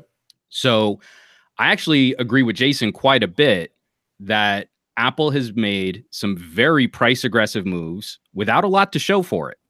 The iPhone XS is $1,000 phone, which is a pretty normal phone. There's nothing spectacular or special that you get for $1,000. A lot of people have been making, comments, like, oh, well, a Note is also $1,000 phone. But Samsung is making a much more targeted argument for why you should part with $1,000. And it's not just a normal smartphone experience, a normal small form factor, dual camera, mediocre battery life, smaller bezels than the year before type of device. Juan, hold on, Roberto. I have a question. I only got a half hour, and I'm replying to Viper's question because this is Viper's live stream. That's fine. Now, good. Put me in my place. When we get to the iPhone XR, Apple is also playing a psychological trick on the people who might be susceptible to an ecosystem change. And this is, again, where I agree with Jason. $750 used to be the small form factor premium phone price. And what have we always seen when companies try and go up against Apple with price conscious moves? They almost always lose. When we go from the Nexus to the Pixel isn't phenomenally different or better than a Nexus. But what really struck in the minds of consumers? It was a more expensive phone. So it wasn't a cheap phone going up against a good phone. It was, oh, that's the same price as an iPhone. Maybe I'll take the Google iPhone more seriously. And now what Apple does to this market with its own ecosystem has some pretty perverse ramifications for the rest of the smartphone industry at large. Samsung has every move now to make a Galaxy S10 $900. Because look, it's cheaper than an iPhone XS. Isn't that great? But they might not be able to get away with an $800 Galaxy S10 because it's cheap. It's cheap because the good iPhone is $1,000 and the Galaxy is now going to be cheaper than that. It's a lesser than device. That type of psychology matters to the market at large. And we see that capitalized on in numerous other examples of tech companies going head to head. So it's not just whether or not I feel Apple consumers are being taken advantage of, because I think they are. I think Apple's moves towards the audio market are almost punitive with what they've done with headphone audio. The XR has a lower resolution screen. It's disappointing. It's not a deal breaker, but it is disappointing because that pixel pitch used to matter to the Apple discussion. They coined Retina to bring consumers into a nicer market. And it's not just whether or not you can identify individual pixels. Having even more pixel dense displays gives you plenty of other benefits around the periphery of using a smartphone. For example, aliasing improves significantly with a higher resolution display. AR and VR applications improve significantly with a higher resolution display. If we're going to create displays that are indistinguishable from reality, it's not, do we make the bare minimum at 20/20 vision, which is not perfect vision when held a foot away from your face, or do we actually move the needle on improving the consumer experience across all consumer demographics? Apple is no longer the company making that argument. Apple has sidestepped that argument, and this is the Tim Cook Apple. Tim Cook is not a design guy. He's not a big vision guy. He's an operations guy. He's the guy that makes you a ton of money with preferred manufacturing deals in China, and that now rules the design aesthetic at a company like Apple. All right, just that we've managed to squeeze bezels into a slightly smaller shape, shaving a fraction of a millimeter of dead space off the chin of a device against like an LG G7 or a Galaxy S9, isn't a substantive change when we talk about the overall costs of a phone. But the XR descends below that even still. It's punitive against someone who wants to have an easily accessible audio experience without having to spend hundreds of dollars on Bluetooth. It's punitive against people that were looking at the superior camera system that's found on the XS. And we've seen these kinds of changes evolve over the last several years to a company that's now ratcheting it up because they have an entrenched user base. Where else are you going to go? There is no competition for Apple. Samsung is not competition for Apple. Apple is competition for Apple. Yep. And the last phone that I felt really took advantage of Apple's market position and was a good universal solution for consumers coming into Apple was the iPhone SE. All right, Paul. I want to get Drew in here. Hey, Drew, what do you think about what Juan is saying? What I'm waiting to say, hey, everyone, I'm Drew. It's nice to be here. What I've been waiting to say is that what I feel like the hostility between people on the panel has come from is that we all use phones for different preferences. We have different uses for all of them. The 10R met a lot of those for a large number of people. Yes, there are other phones out there that meet your needs better, but there are people who were treating the 10R as an insult because it wasn't made for them, because we need Apple to prioritize. I appreciate that concern. But I do feel that there's also something that we can point to in the market. You know, this has always been the Apple tax argument that we've levied, and sometimes it's mattered more than other times. But you can look at an LG G7 at $750 with 2 cameras, with boombox audio, no iOS, with the absolute top best audiophile grade headphone experience that you can find on any mobile device, let alone a phone. These things matter, and that 4 times the screen resolution matters. LG has a ton of software developers too. I mean, software to software. It's not like Apple's the only company that invests in software developers, and yet they've still managed to make an argument for a $750 phone. Remember, the LG G7 was panned because it was $20 more than a Galaxy S9 at launch. And now we're having this argument at $750 for the cheap iPhone with 1/4 the screen resolution, half the number of rear cameras. And this is where we run into that ecosystem conflict. We can objectively say battery size, the dots on the screen, all of those contribute to the price too. It's not like LG got some special deal because they're a cheaper brand. They still had to pour money into components also. All right, go ahead, Drew. Go ahead. You understand that there are people who might not care about that. That's a market. And right? That's where I have to fall back with Jason. It's not only whether or not people should care about that. There are benefits to that. You might not like your eyes or ears, but there is an argument to be made at $750 that you can have a better experience for multimedia off of a competing device. And where Apple goes, a bunch of people are going to follow. And that makes all of us concerned when $750 becomes the mid-ranger price. Okay, I have a question. Buy a phone for logical, rational. Go ahead, John. If the iPhone 10R had a 1080p display but had the A10 in it, would you feel it justified? Well, the first thing I would ask you as sort of a question to your question is, what is the argument Apple is making with a 1/4, or I guess an HD, not a full HD resolution screen, with their hot rod CPU in it? What are you doing on that phone that warrants having that chipset? Because I'm still doing fine with an iPhone SE. You're getting iOS. Battery efficiency. No, what are you? I mean, that's what I'm saying. Is I'm asking you specifically. That's the point. That's I'm not trying to change the subject. I'm not changing the subject to software. I'm not moving the goalposts. You have an HD display, not a full HD display, and you have Apple's hot rod processor. No one's questioning the A12 is a beast. But what is the argument at $750 pairing such a low res screen with such a hot rod processor? All right, go ahead, John. No one knows. No one knows, dude. No one knows the resolution. If none of us, in fact, regardless of us like talking about stuff, it's not about the productivity, and people that are buying the phone won't know the resolution. Are you Juan? Is the question you're asking is what's the use case for the iPhone XR? Or are you saying the reason why I bring that up is because I'm asking that question specifically. I know, and I'm replying to that question. The reason why I bring that up is LG is making an argument that at $750, you should have the absolute best audio experience you can have in a mobile device with one of the most flexible camera systems. At $1,000, Samsung isn't making an argument that they've got the fastest phone. I mean, they kind of are in their feel-good marketing, but what they're trying to get you to see is a device where you could potentially leave a full-blown computer at home. And when you fire up DeX, that is an argument for why that phone costs $1,000. The only argument I can see for the iPhone XR is exactly what you're saying, guys. People don't care.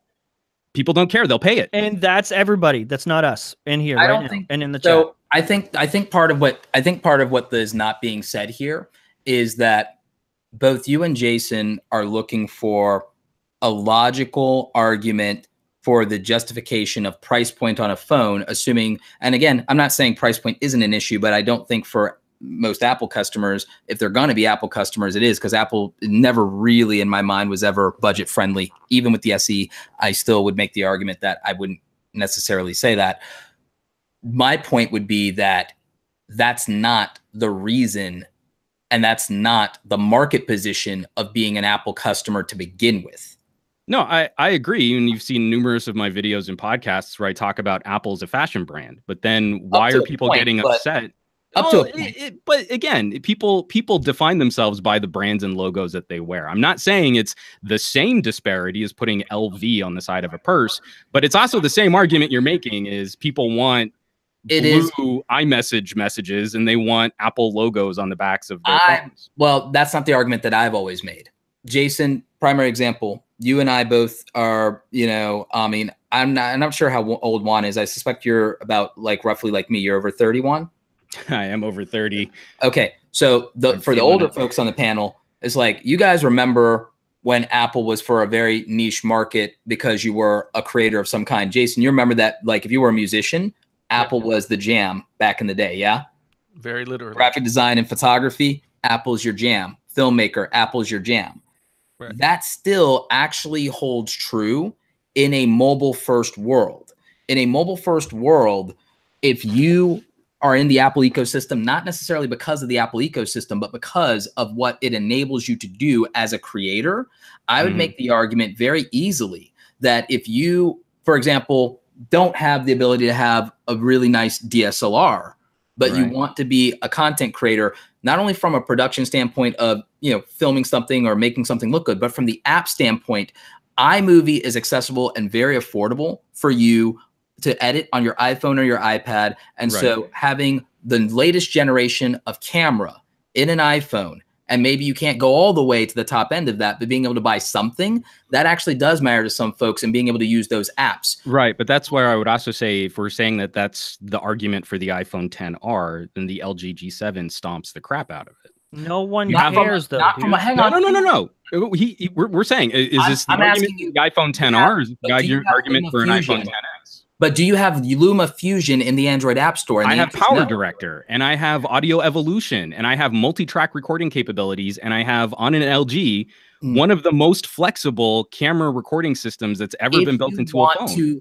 If you want to learn that software, because I'm an Adobe Premiere guy, and one of the things that you just said, if you're an Adobe Premiere guy, why are you learning other apps on your iPhone? Doesn't Premiere have an iPhone app? I'm not, because in that use case, I'm not talking about me, because that's the difference between me and a lot of people on this panel is I'm not always talking about, as much as I run my goddamn mouth, I'm not always talking about. This is what I mean is this is an argument of familiarity and brand recognition over what is it that you're trying to accomplish? Use case. I'm talking about use case. I'm talking about. I know, and I'm telling you that you will probably have better multimedia content creation capabilities. Then why is it on not a G7. selling it?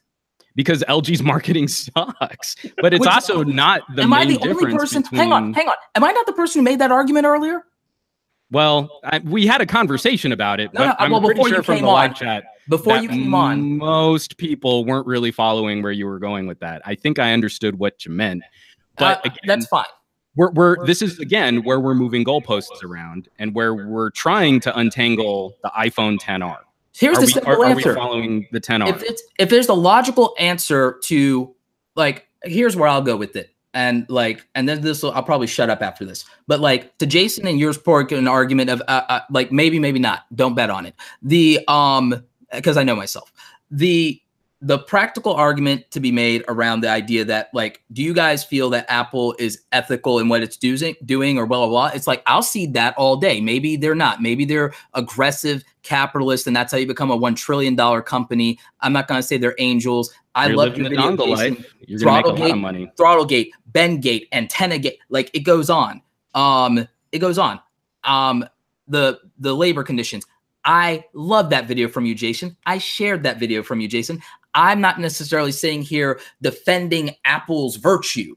I am, however, going to flat out say that it's if a company can market for the highest margin possible and the highest price possible and people will pay it, and whether they want to rationalize that either with practicality and facts or with an emotional attachment, God bless America, God bless capitalism. Fine, if you have it. If you're going into debt over it, well, then maybe you are paying the idiot tax, and maybe there are consequences to be had for that. I don't think they're under any obligation to provide exponentially more value than what the market says is acceptable to the consumer. Because if you'll pay it, you'll pay it. Bottom line. If someone wanted to make a rational, practical choice, they got Android all day and they could do that. And I would argue that for most people aren't YouTubers, most people aren't even audiophiles to need all the stuff LG says. You could argue that that's overpriced. Anyone wants a practical phone? There's Android phones for $300, $250 freaking dollars. Save $800 on all the big flagship brands. Put LG, Samsung, and Apple on the same street corner. And I think Android fans would be fine with that if only Apple fans were getting gouged. But we know that that's not the reality of the market, and that what Apple dictates is going to have an effect on the rest of us as well, which is why so many of us have been so vocal over these last 2 years of Apple products, because what we see is the lobster pot effect happening in a direction we really don't want it to go. We can rationalize what it is that we're going to pick or how we're going to vote with our wallet, but these trends change before we have a real chance to vote with our wallet. If you told me that the LG V20 was the last phone that would have a removable battery, I think I would have made more noise about that. If you had told me that that was going to be the last phone with an IR blaster, I think I would have made more noise about that. We had the same thing. We don't know. And before we have a chance to actually say, let the market dictate, Apple jacks you up by removing a 3.5 millimeter phono jack. Like, if they really had that much faith in their digital dongle solution and Bluetooth audio, why didn't it come out with the 6 or the 6S? You could put them out side by side and say, well, let's see. But instead, they jury-rigged the market. They gerrymandered the market to force a purchasing solution. So you don't think we were losing ports? You don't think we're losing ports and Apple pulled their Band-Aid off because we're going to lose them anyway? No, I don't think losing an actual true universal standard port, which is the most accessible for the most number of consumers at the most agreeable price without licensing fees. We said that about the floppy disk too. Oh, come on. You're going to go to the floppy disk argument? That's weak. Yeah. That's really weak. That's exceedingly How does that not work weak. now? Because nothing has beaten the headphone jack. Yeah. Nothing. The only Not reason a convenience argument with Bluetooth, but nothing is beating the quality of a cable connection. We aren't making these for audiophiles. We're making these phones for the average consumer. We're making these for the average consumer. That's what's even worse. Because I will let you know when the average consumer is rioting outside because there's no headphone jack. Well, no, of course not, because you have to pay that Apple price to get in and stay with your iOS ecosystem. This is also part of the conversation where people are very low. So what are you going to say when there's no port, when there's no Lightning port on the iPhone? Well, Apple makes too much money off of that. No, they'll make more if they remove it. No, they won't. No, they are going. Then they'll have to use Bluetooth, and Bluetooth is an open standard. But they can't license Bluetooth like they license Lightning connectors. I want to say something about the headphone jack as it relates to Apple and when and why they took it off. Okay, the iPhone 6S, they hadn't yet paid $3 billion for a headphone company. With the iPhone 7, they had just purchased Beats. That check had just cleared, and they needed to create demand for that market in order to have that investment pay off. And that's all it is. Okay, so they were not brave, they were not courageous, they were not anything. They were doing what we've been talking about. They saw opportunity for more profit to benefit themselves and their stockholders. So they yanked a jack off that a lot of people really do use. Clearly. I'm not going to say a word because I think everyone caught that.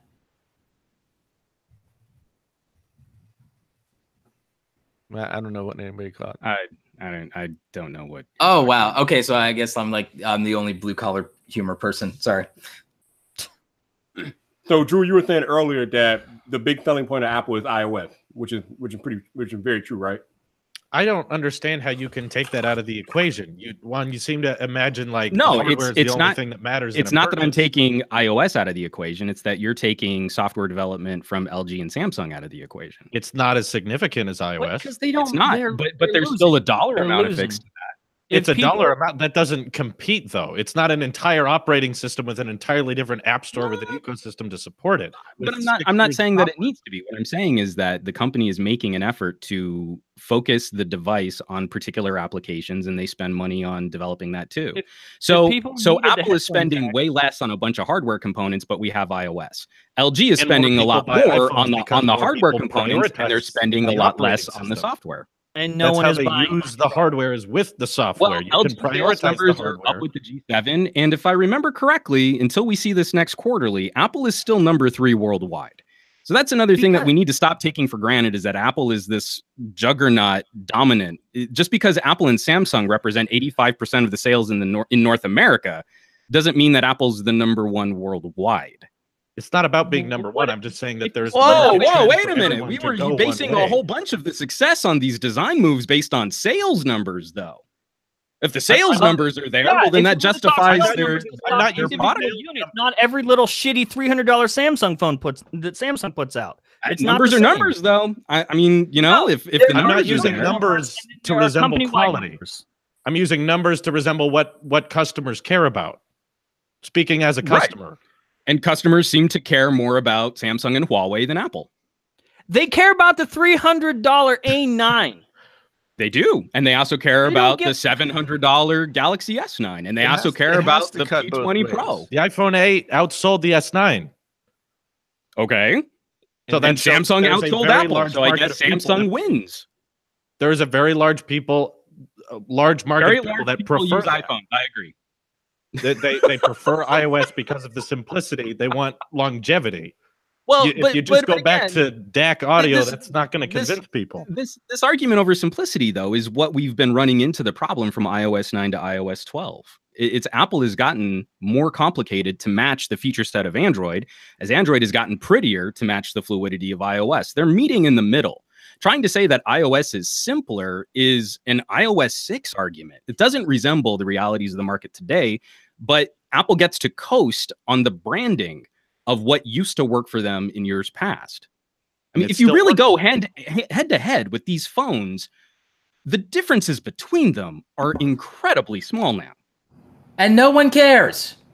All right, no, people do care. That's why we're having this conversation, and people are starting to swear at me. No, tech people care. Tech people care. No. This is the average consumer. No, tech people with more money than the average consumer. This is moving throughout my circles of family and friends. These are the people that, in my circles of non-tech savvy individuals, who were rocking iPhone 5Ss for as long as they could. These conversations catch up with Apple when you talk about every major generation of iPhone has had issues that's been fixed by the S generation. Let Viper speak, people. Hold up, but why? You said that Apple's not number 1 worldwide, but Apple makes the most money, and companies' objective is to make the most money, right? So that's why they're following Apple. Is that correct? Well, I mean, yeah, but we like to conflate these two different arguments. Where John's really smug with himself right now is individual units represents the user base and the number of people. Profitability measures the health and success of a corporation. So we need to be granular, and we need to be specific about what it is that we're saying. Is it the units sold? Is it the profitability? Is it the health of the ecosystem? Is it the options and competition that you have in that market? Do you consider the success of the Note 9 based off of every other phone that Samsung bought, or do you consider that by the individual units that they sold of the Note 9? Hold on, John. I missed the first part of that. I want to get your question specifically. What is it that you're asking me about? We're talking about the success of phones, but then you take it off of that. You start considering every phone made by the manufacturer. So do you judge the success of the Samsung Galaxy Note 9 based off of the millions of A9s that have sold too? Because Samsung's number 1 because of all the phones they sell. But Apple sells 3 phones a year. You were making the same argument when we also have been saying that Apple sells the iPhone 8 still. So are you going to omit iPhone 8s from the conversation too? Are you telling me? No. Because you're saying you did that phone for phone. Samsung is the number 1 manufacturer based on their catalog of products. But you've been saying consumers care about Apple, and that these moves justify Apple's business behavior. Reflective of unit sales in the Western market, you cannot deny where Apple stands in the Western market. If we go to the global market, I would make the argument, and I agree with you in the global market, but unit sales, individual unit sales head to head, year to year, yeah, Apple is going to be. But this isn't addressing what John just asked me. He asked me, do I weigh the success of the Note 9 against all products sold by Samsung? I think he was saying, which has never been part of the conversation. I do not rate the success. I do not rate the success of the iPhone XS Max by all of the sales of every Apple phone that's being sold right now. That's a different question, John. Do you see how we're moving parts of this conversation around? You just said it, though. No, you asked me. We don't consider the fact that Apple's free. Right. Apple is number 3. Companies into the conversation, not the units. Apple is number 3. Apple or Samsung puts out and more I didn't than say 3 anything about the success of an individual Apple phone. I said that the business moves and the business trends that we're concerned about from Apple are being justified by this sales figure.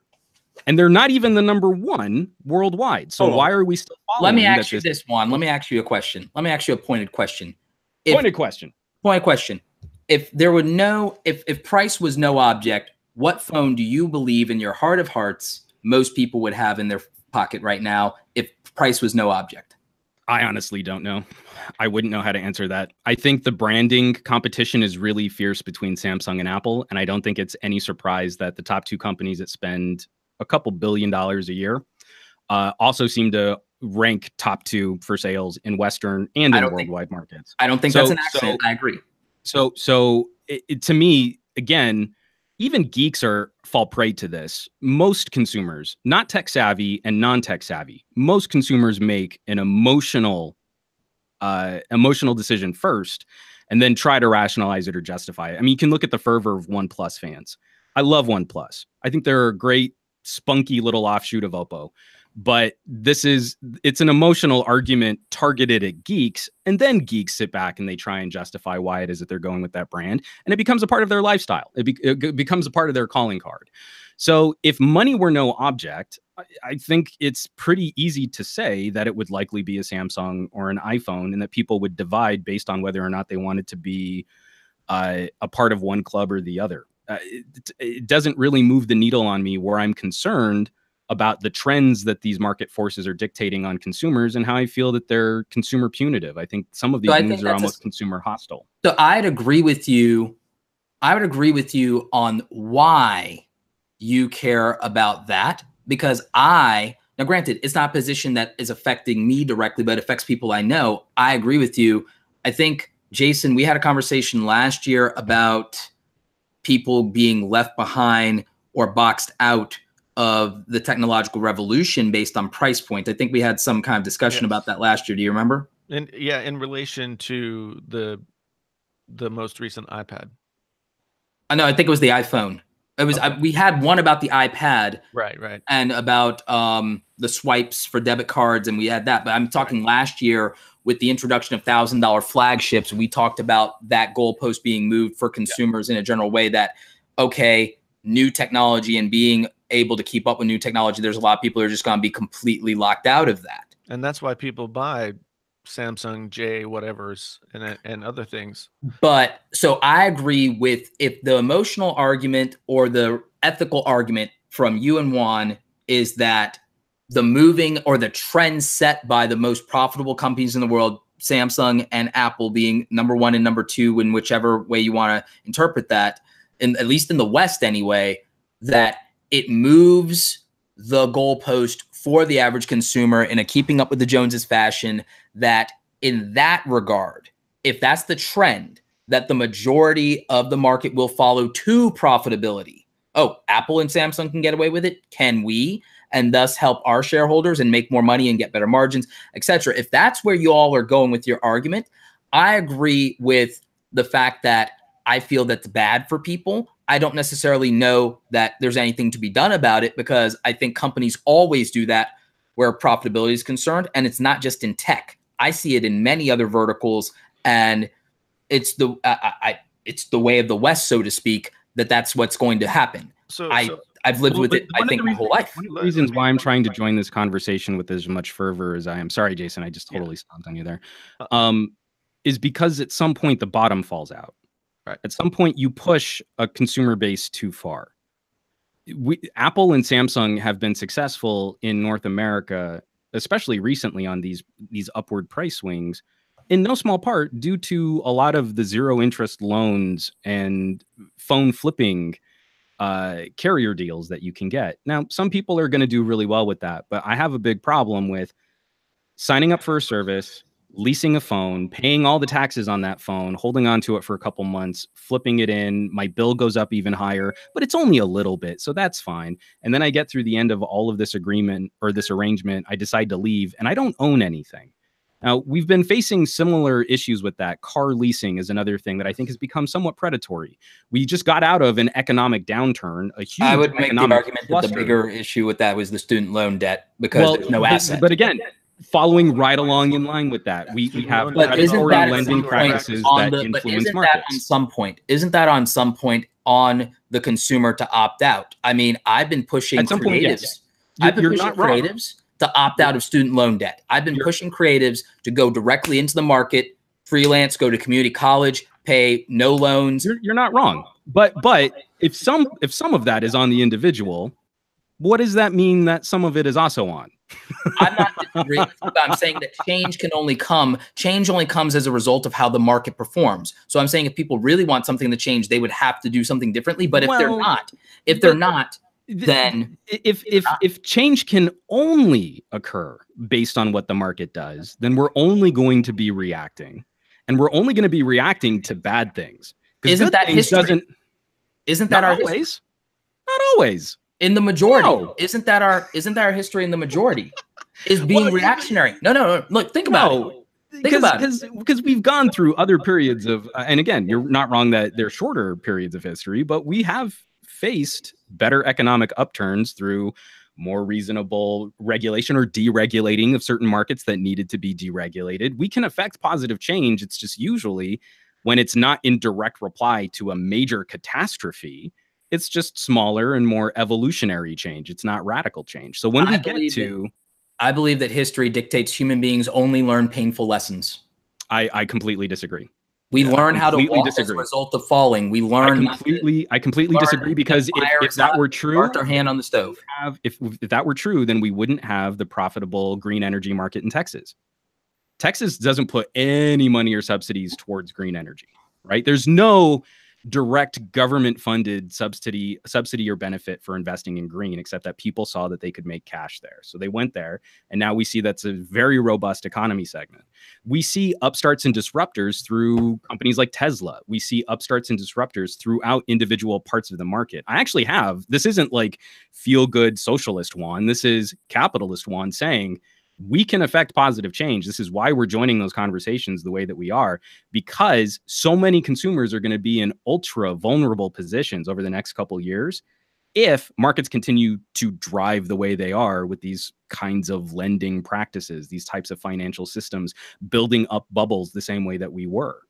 I completely disagree that the only way that we can learn lessons is through extremely painful or regrettable instances like the housing collapse. I think that's the majority of how life's lessons are learned. I don't think it's nihilism, and I don't think it's even truly cynicism. I just think that it's the most common, because what you're saying, I don't entirely disagree with you, but I'm saying even the examples you used are all intellectuals, Juan. The examples you used are all intellectuals. But they resonate, and people listen, and people make money off of them. And again, just like I was saying before, if some of the blame is to be put on the consumer, and some of the blame is to be put on the operators in the market that dictate market trends, then some of the lessons we learn are going to be through really hard challenges, and some of the lessons we learn aren't.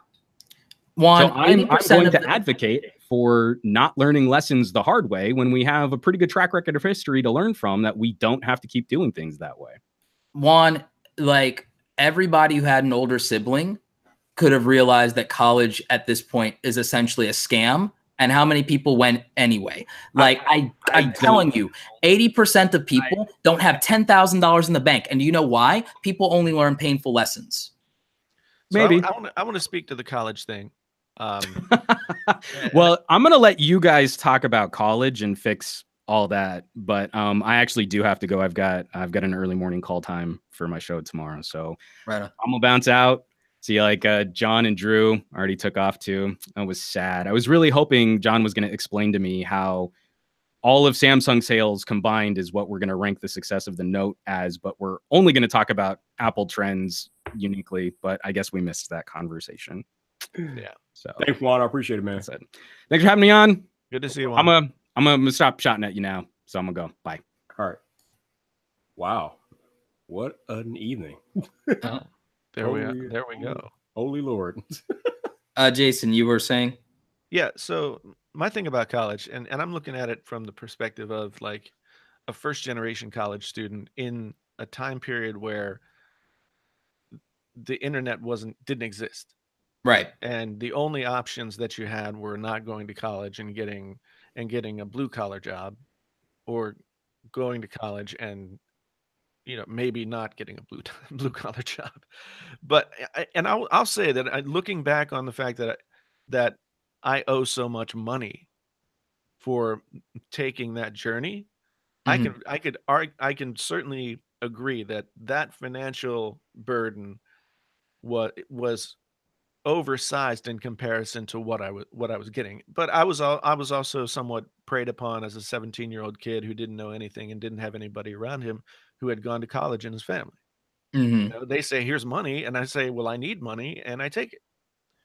But the one thing that I will say about the college experience, particularly the liberal studies humanities college experience, is that what I gained from that is the ability to see where I am in the world, and instead of just letting the world act on me, I can then act on the world. It's the Plato's analogy of the cave argument.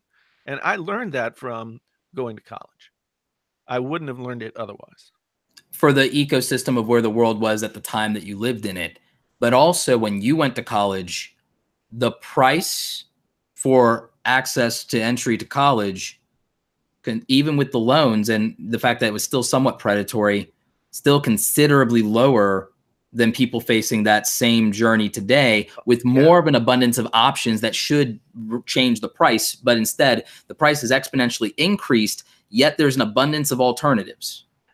And yeah, I mean, in-state tuition when I went to college was like $800-900 a semester. Exactly. You could pay for college on a part-time job in your day. Yes. Forget it today. But what this kind of goes back to what Juan was saying about the practices and pricing of smartphones. College has now been made an expectation, and it's exponentially become more and more pricey over the past 30 years. The argument that Juan wasn't seeing from what I was saying is, Jason, is that despite the fact that the goalpost keeps getting moved, people keep going along with it because that is human behavior. That is human psychology. You and I have had many conversations about pattern recognition. Yeah. I see that people are not changing because, and they're not fighting on this or whatever, aside from intellectuals and aside from tech people, are the only ones who want to have the mental masturbation argument about this, because they're the only ones who see a problem and entertain the idea that it could be different. But we do not make up the majority. We're not going to make up the majority. No matter how many arguments we make, the reality is none of us are charismatic enough to lead armies, okay? And lead armies of consumers, nor do we have the budget or ad dollars to fight with the messaging of the people who do. And therefore, I'm a nihilist in the sense that I just don't believe that changes for the majority of people, whereas I'm an optimist that a more educated person can see the difference of where they were at one point in their life, see where they are, and through the pain of those experiences, they now can make their suffering worthwhile and make a difference and rationalize their suffering by moving on and moving beyond it and acting differently. But without that impetus, without that suffering, the motivation for change does not exist, because the path of least resistance is the pattern of human behavior, and history has proven it. I think that's also tied to how we have built our society. I mean, I talked about this a little last night in my stream. We live in a society. I've talked about it in my stream last night. I couldn't help that one. Yeah. So what happened was, there was the American dream, right? Manifest destiny, go out and seek your own best self and make your own opportunities, yada, yada, yada. That was the American dream until about 1948, at which time, like, we came out of World War II. We were a world power. We had all this means of production and no more bombs and airplanes and tanks to make. So we gotta start making something else. So we figure out how to sell people the the 3-bedroom house, the white picket fence, the 2.5 kids, the 2-car garage, the huge screen TV, all that kind of stuff. And what it does is it makes you have low self-esteem from the get-go. People who are born in America they're just going to have low self-esteem from the get-go, because what are they shown? They're shown advertisement after advertisement and show after show and media after media of people who have more than them, and that is placed in front of them as better than what they have. I think that that's less geography and more culture, though, because speaking as a first-generation immigrant, I was in a position to where the expectations and social norms just were so out of sync with who I was as an individual that I couldn't rationalize it, to where I just accepted the loneliness and I just accepted being abnormal and being a freak of nature and being a misfit toy, and said, screw it, and defied social conventions and norms and expectations. And the funny thing about that to me is it's somewhat cultural, but it's not just cultural to the immigrant thing, but it's also part of what you're seeing now in new age hustle culture in new age digital entrepreneurship as well, is that the people who are outliers and misfits that don't go in for that, Jason, even though they were born here or whatever, they're building their own culture and their own sense of values. And when they can reject that keeping up with the Joneses, they find some form of power or strength or relief in that, I think. And again, it's hard because it's an act of rebellion. It's an act of rebellion to not go to college like your peers and to say, screw it, I'm going to take a gap year. But when I go to conferences with a lot of these 20-year-olds that are going to change the world, and they are 22, said screw college, and they got Mark Cuban to invest in their startup, sure, they're the minority of people. But again, the minority of people have always been successful. It's always been a 1%er game. It's always been a 2%er game. And part of that is because, but here's the thing. You talked about the American dream, and I think there's a human dream now that if you just choose to reject, their reality and substitute your own, the means exist for you to win your own game. Yeah. And I don't think that I think that if more people believe that that's true, and I think the advent of social media is showing people that. I think YouTube is showing people that. I think Gary Vaynerchuk and Grant Cardone and even Ty Lopez in his own way, I think, are showing people that American dream that became the American nightmare that you discussed, right, isn't the only game in town to be played. Yeah. And more importantly, you've been given the means of being your own game master and writing your own goddamn rule book. The only thing I would say back to that is, coming from where I come from, a state that's like the 49th poorest state in the union, the 49th fattest, the 49th unhealthiest, like growing up in an area that had abject poverty as the reality for the majority of people. Those people don't have the same kind of opportunity. They don't have the ability to be upwardly mobile in the way that you're discussing. Jason, I came like from a family where like my dad came from literally a poor country. My family, I was a child of divorce in a 4-child family. I think that my privilege was pretty insignificant, all things considered. And you know what I had? I'm not saying privilege. I'm not saying privilege. I'm just saying that some people are so immobilized by their situation that it's very difficult for them to do what you're suggesting. I mean, I came from a very poor background. I came from a family divorce, but I was a misfit just like you were. I didn't fit into anything, and so I had to find my own place. And so you're saying that it's not even their circumstances, it's the thing in their head. Right. Okay, but the answer to that is you still have to do something. For me, I was suicidal. I listened to Tony Robbins and he talked me off the ledge. Literally, quite literally. Yeah. Like, So, I mean, I don't know that's the impetus of beyond those of us who are motivational in some way, putting as much of that out into the world and as much positivity as possible. Because if you're saying that, well, someone who's depressed won't do the things to change their life, but their life can change and action can do it. It's like, whose responsibility is that? Yeah. Well, I mean, I think that it's a product of environment. Like I know almost everybody that I know and that I grew up with were those people who, for one reason or another, did not fit into the crowd.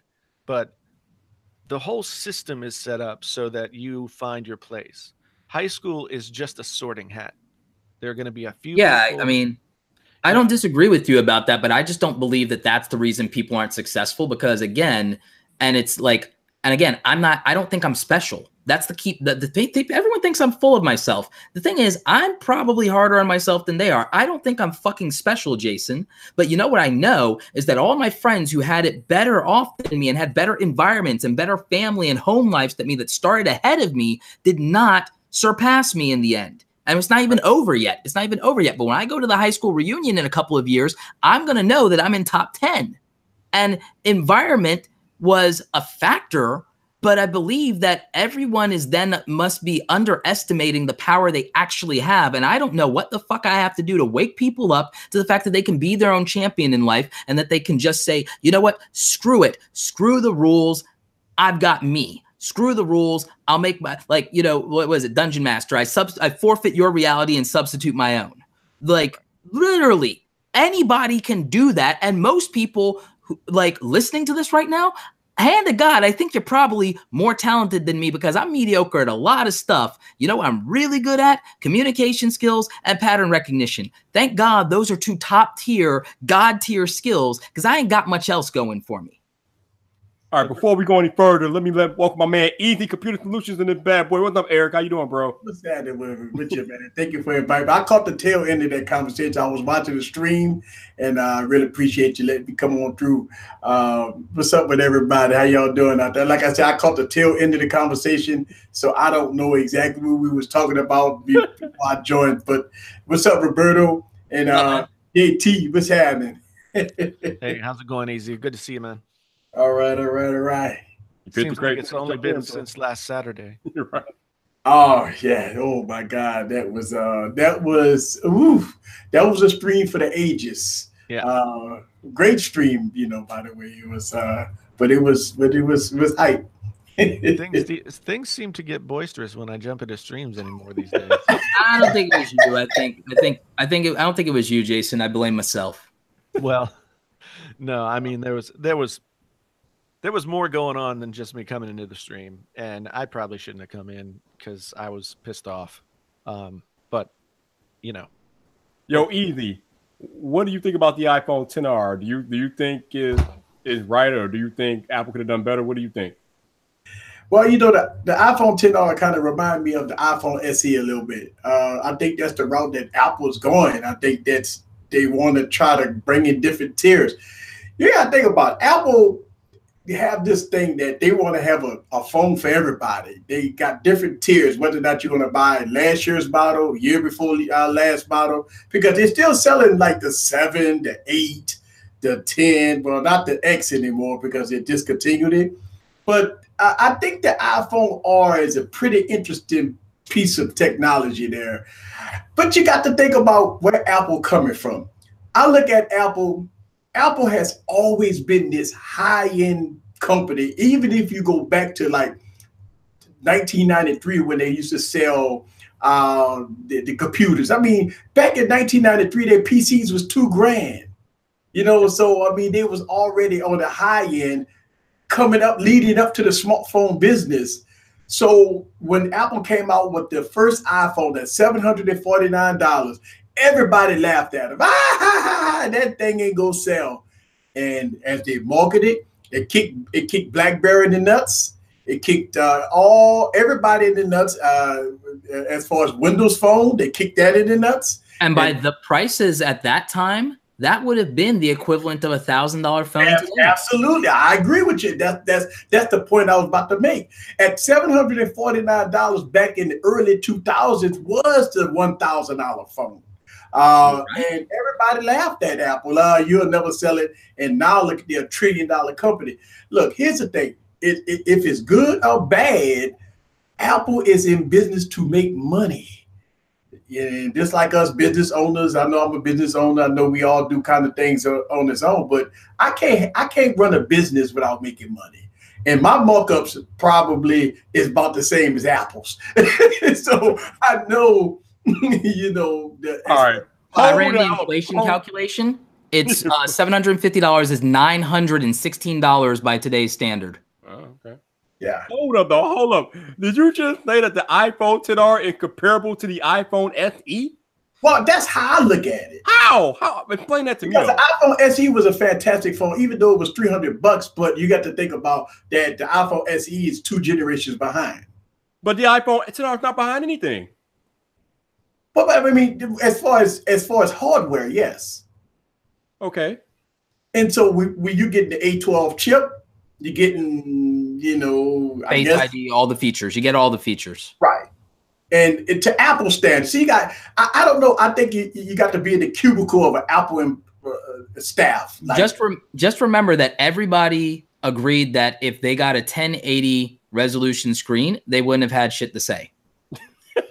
Just remember that fact. And again, my standpoint on that is that Apple couldn't, like, there was no justification for that 1080 screen from a cost standpoint. And you know why? I'm telling you, aside from the tech Illuminati, the average consumer doesn't even consume video mostly at 1080p on their Apple device. And you know why? The data plan and the default of your carrier. Just like right now on YouTube, Viper, if you and I don't set our YouTube to 1080 or 4K, we don't get it at 1080 or 4K. True. You're right. Everybody I talk to, the average consumer I talk to, they'll tell you that the iPhone screens are gorgeous. They're absolutely amazing. Now, us techies, we look at it at, you know, above 720p. We techies, though. See, that's the whole difference. I mean, we the tech community, so we look at specs. We look at, you know, OLED versus LCD, IPS displays. We look at that, but I promise you, if you go, it's so crazy. If you go to a high school campus, look at the high school students. What do they have? But 90% of them got iPhones. And so and my daughter, and I can tell you, my daughter lived by Apple. She know exactly when the next iPhone come out. She know when to tell daddy, hey, daddy, the new iPhone coming out. I'm like, I already know. So they love their iPhones. I make videos about this. Whether or not it's called Apple sheep or Samsung crazy people, I don't know. But I know the Apple community doesn't care about widgets. They don't care about what people that Android like. They don't care about that. All they care about is that iPhone got iMessage. They can do everything in between the sun, and plus the support. You got to think about it in your vehicle. As soon as you plug your phone up to a aux cord, the CarPlay will pop up on your screen. I can do CarPlay wirelessly, yeah.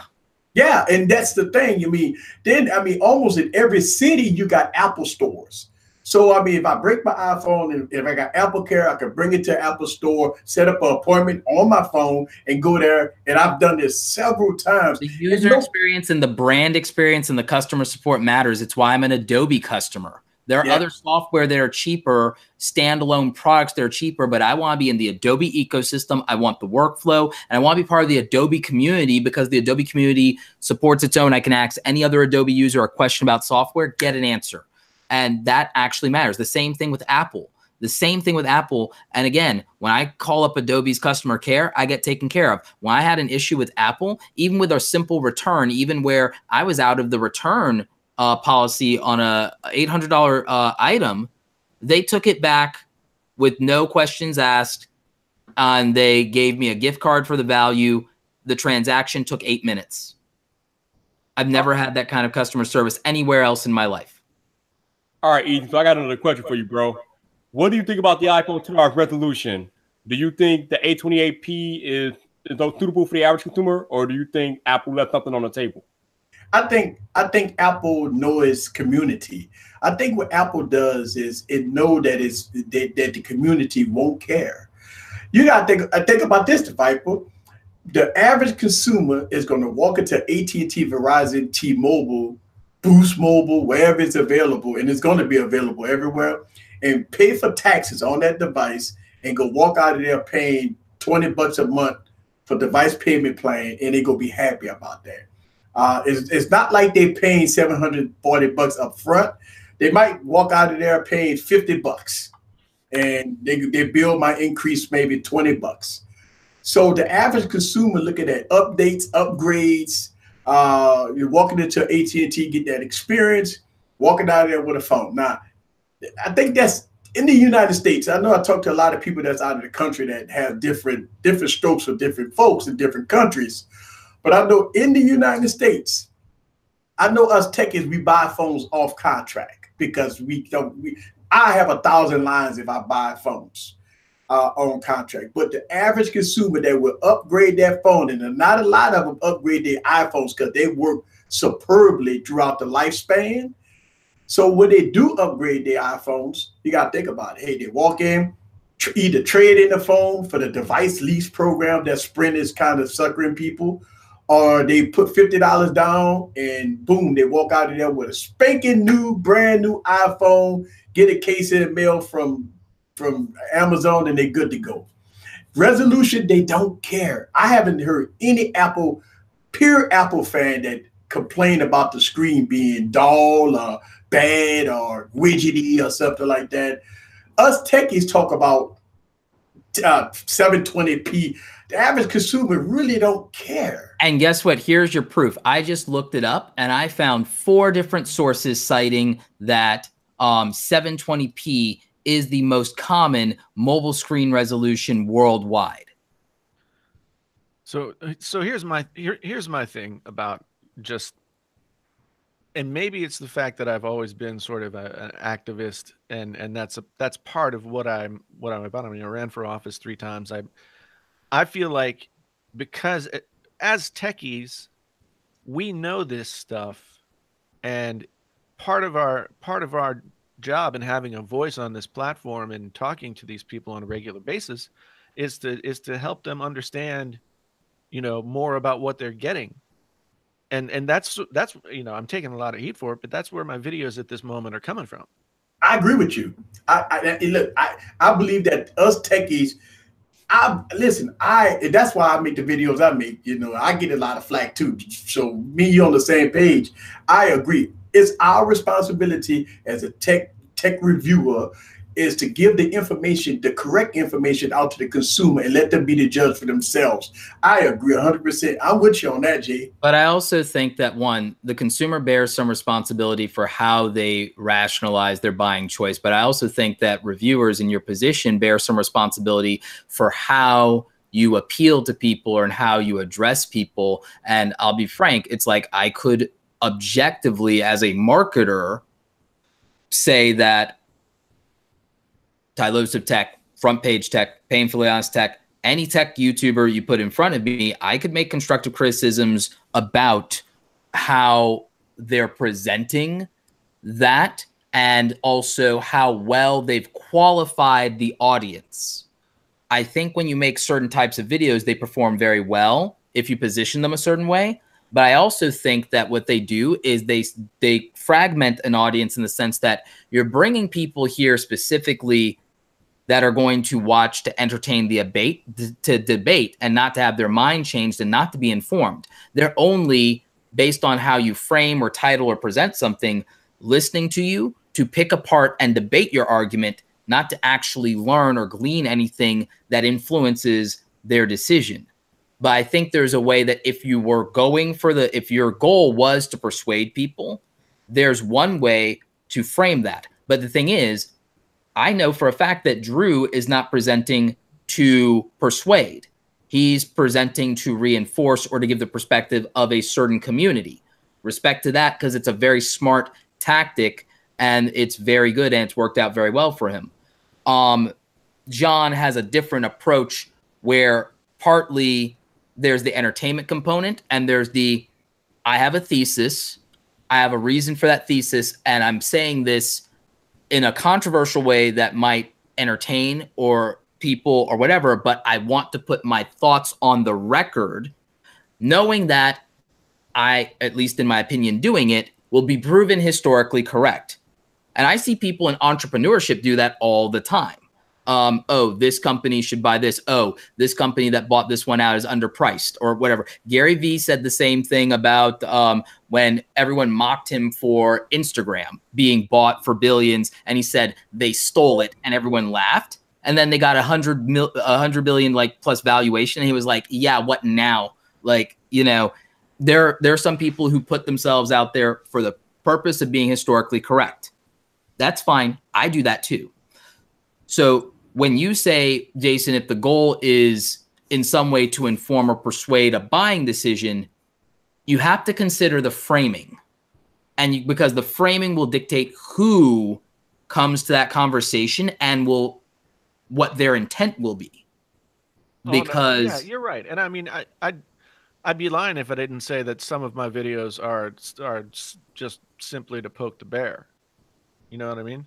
Like right. To incite people to a place where their emotions are engaged.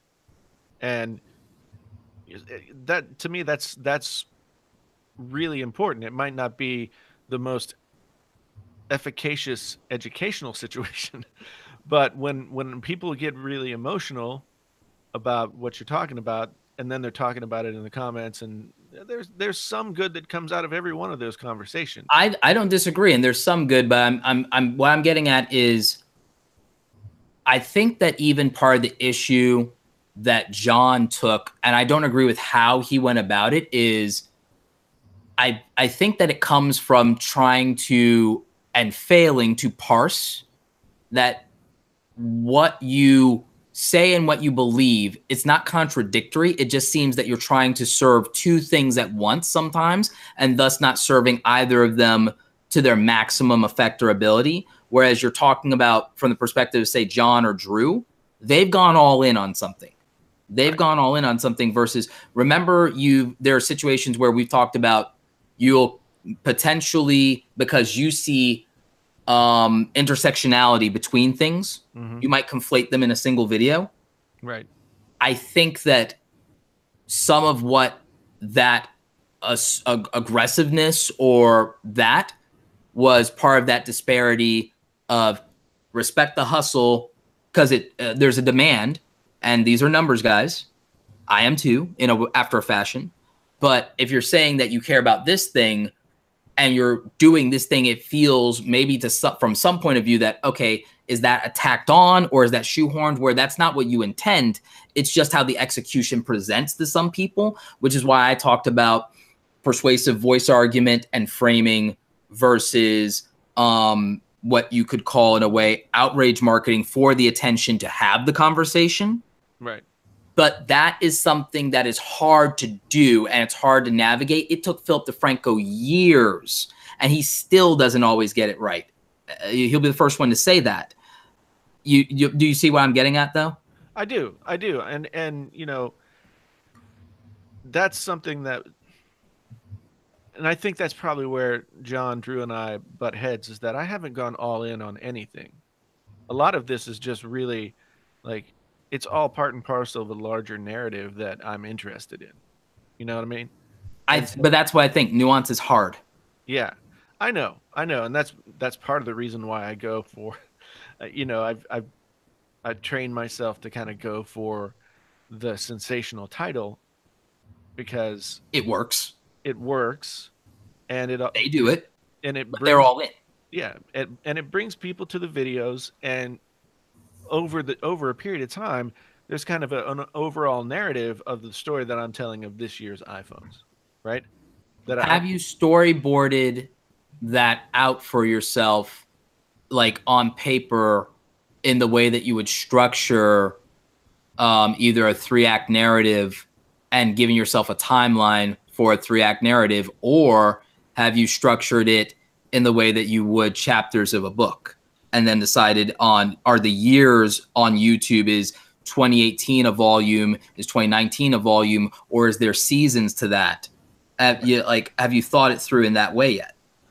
Well, I haven't thought it through in terms of I guess the default is that I'm thinking about it in terms of the years being, blocks of time in which these narratives play themselves out. It's just the cyclical nature of. But if you do that, then a year represents a volume or a singular novel in a series. Right. But the months represent chapters, and individual videos make up pages of chapters. Chapters tend to have a specific part of the story. And again, chapters in a story are still broken up into a 3-act narrative overall, a beginning, a middle, and end. And if you're framing it in the monomyth, then you know what the formulaic version of that is. And the thing is, structure is something that Casey Neistat doesn't get enough credit for. He's very good at structure, and he's very good at a long narrative. There was a long narrative that you could call the Beam era of Casey Neistat. Right. And now we're on to the 368 era of Casey Neistat. Right. Yeah. And I think for him, one thing that I enjoy about watching his videos is that he both is intentional in that he knows to look for these narratives, but he also isn't so rigid that he's still reacting to what's happening, and that's helping him tell the story. I mean, the Beam thing, I don't think anybody would have seen like, oh yeah, that's going to burn to the ground in 6 months. But no one would have also seen that it was going to get acquired by CNN. Right. Right. So, I mean, I guess. And by the way, $25 million for a failure is still a really great story. Yeah. It's a nice parting gift. All my failures should look like that. Yeah, it's a nice parting gift for sure. It is a nice parting gift. Yeah. Can I have that failure? Yeah. Can I fail that hard? Can I? I guess what I'm trying to do with my videos is to be sensational. Which again, I get people say, "Oh, clickbait." We've had this discussion that clickbait is something entirely different than, making a sensational title, making a clickbait thumbnail. And so the iPhone story has just been kind of like ongoing. I wasn't impressed when I first heard about them. I wasn't impressed when they were unveiled. I wasn't impressed when I got I finally got one in my hands. And people in my comments are saying like, when did this become like a negative anti-Apple channel? And that's where that nuance comes in. Most people are not gonna understand, or they're not expected to understand that like there's a whole history here. It's people who follow my channel for a long while know about my history with Apple. They know how I feel about Apple in general, and have that context for what I'm saying now. But the new people who come to the channel are just seeing really sort of sensational, very negative stuff. And I think a lot of people are then accusing me of just playing the negative card. I think that's what John was saying earlier, like playing the negative card in a utilitarian, like this is going to get me where I want to go way. Mm-hmm. And there's a portion of that in terms of how I structure what I put out there, I'm thinking about how can I maximize, but none of this is disingenuous on my part. I think that that's true of most people. I think the execution of communicating good faith and good intentions is harder than people think. Whereas in many cases, take John and Drew, for example, after a fashion, the way they framed and presented themselves, they don't have to do that. They don't have an obligation to do that. And the thing is, when they've misstepped there, they've capitalized even on the misstep and reasserted what their values and reasoning are in a way that the majority of their community and even people that are on the fringes more or less accept. And even the ones who don't, well, they just move on, and they, and that's that. The Louis Rossman thing being an example, even the back and forth initially between Drew and John before they became friends, it was that if you don't agree with me, great, stop watching. And it was really, that's the end of it. And the focus and relentlessness of doing and being all in is part of a big reason that they are successful, because pattern recognition matters. I mean, even in, I hate politics, but again, people who try to win over the other side lose because they can't maintain the people that they have and the people that are like the people they have. That pivot is always a mistake, in the sense that you have to make the calculation that you went in for the right market to fit you anyway, and the market demand. That's why some people flip, and people don't even look at the historical record of that. If that, you know, this person ultimately changed sides because their bread was buttered over here better, but like, you know,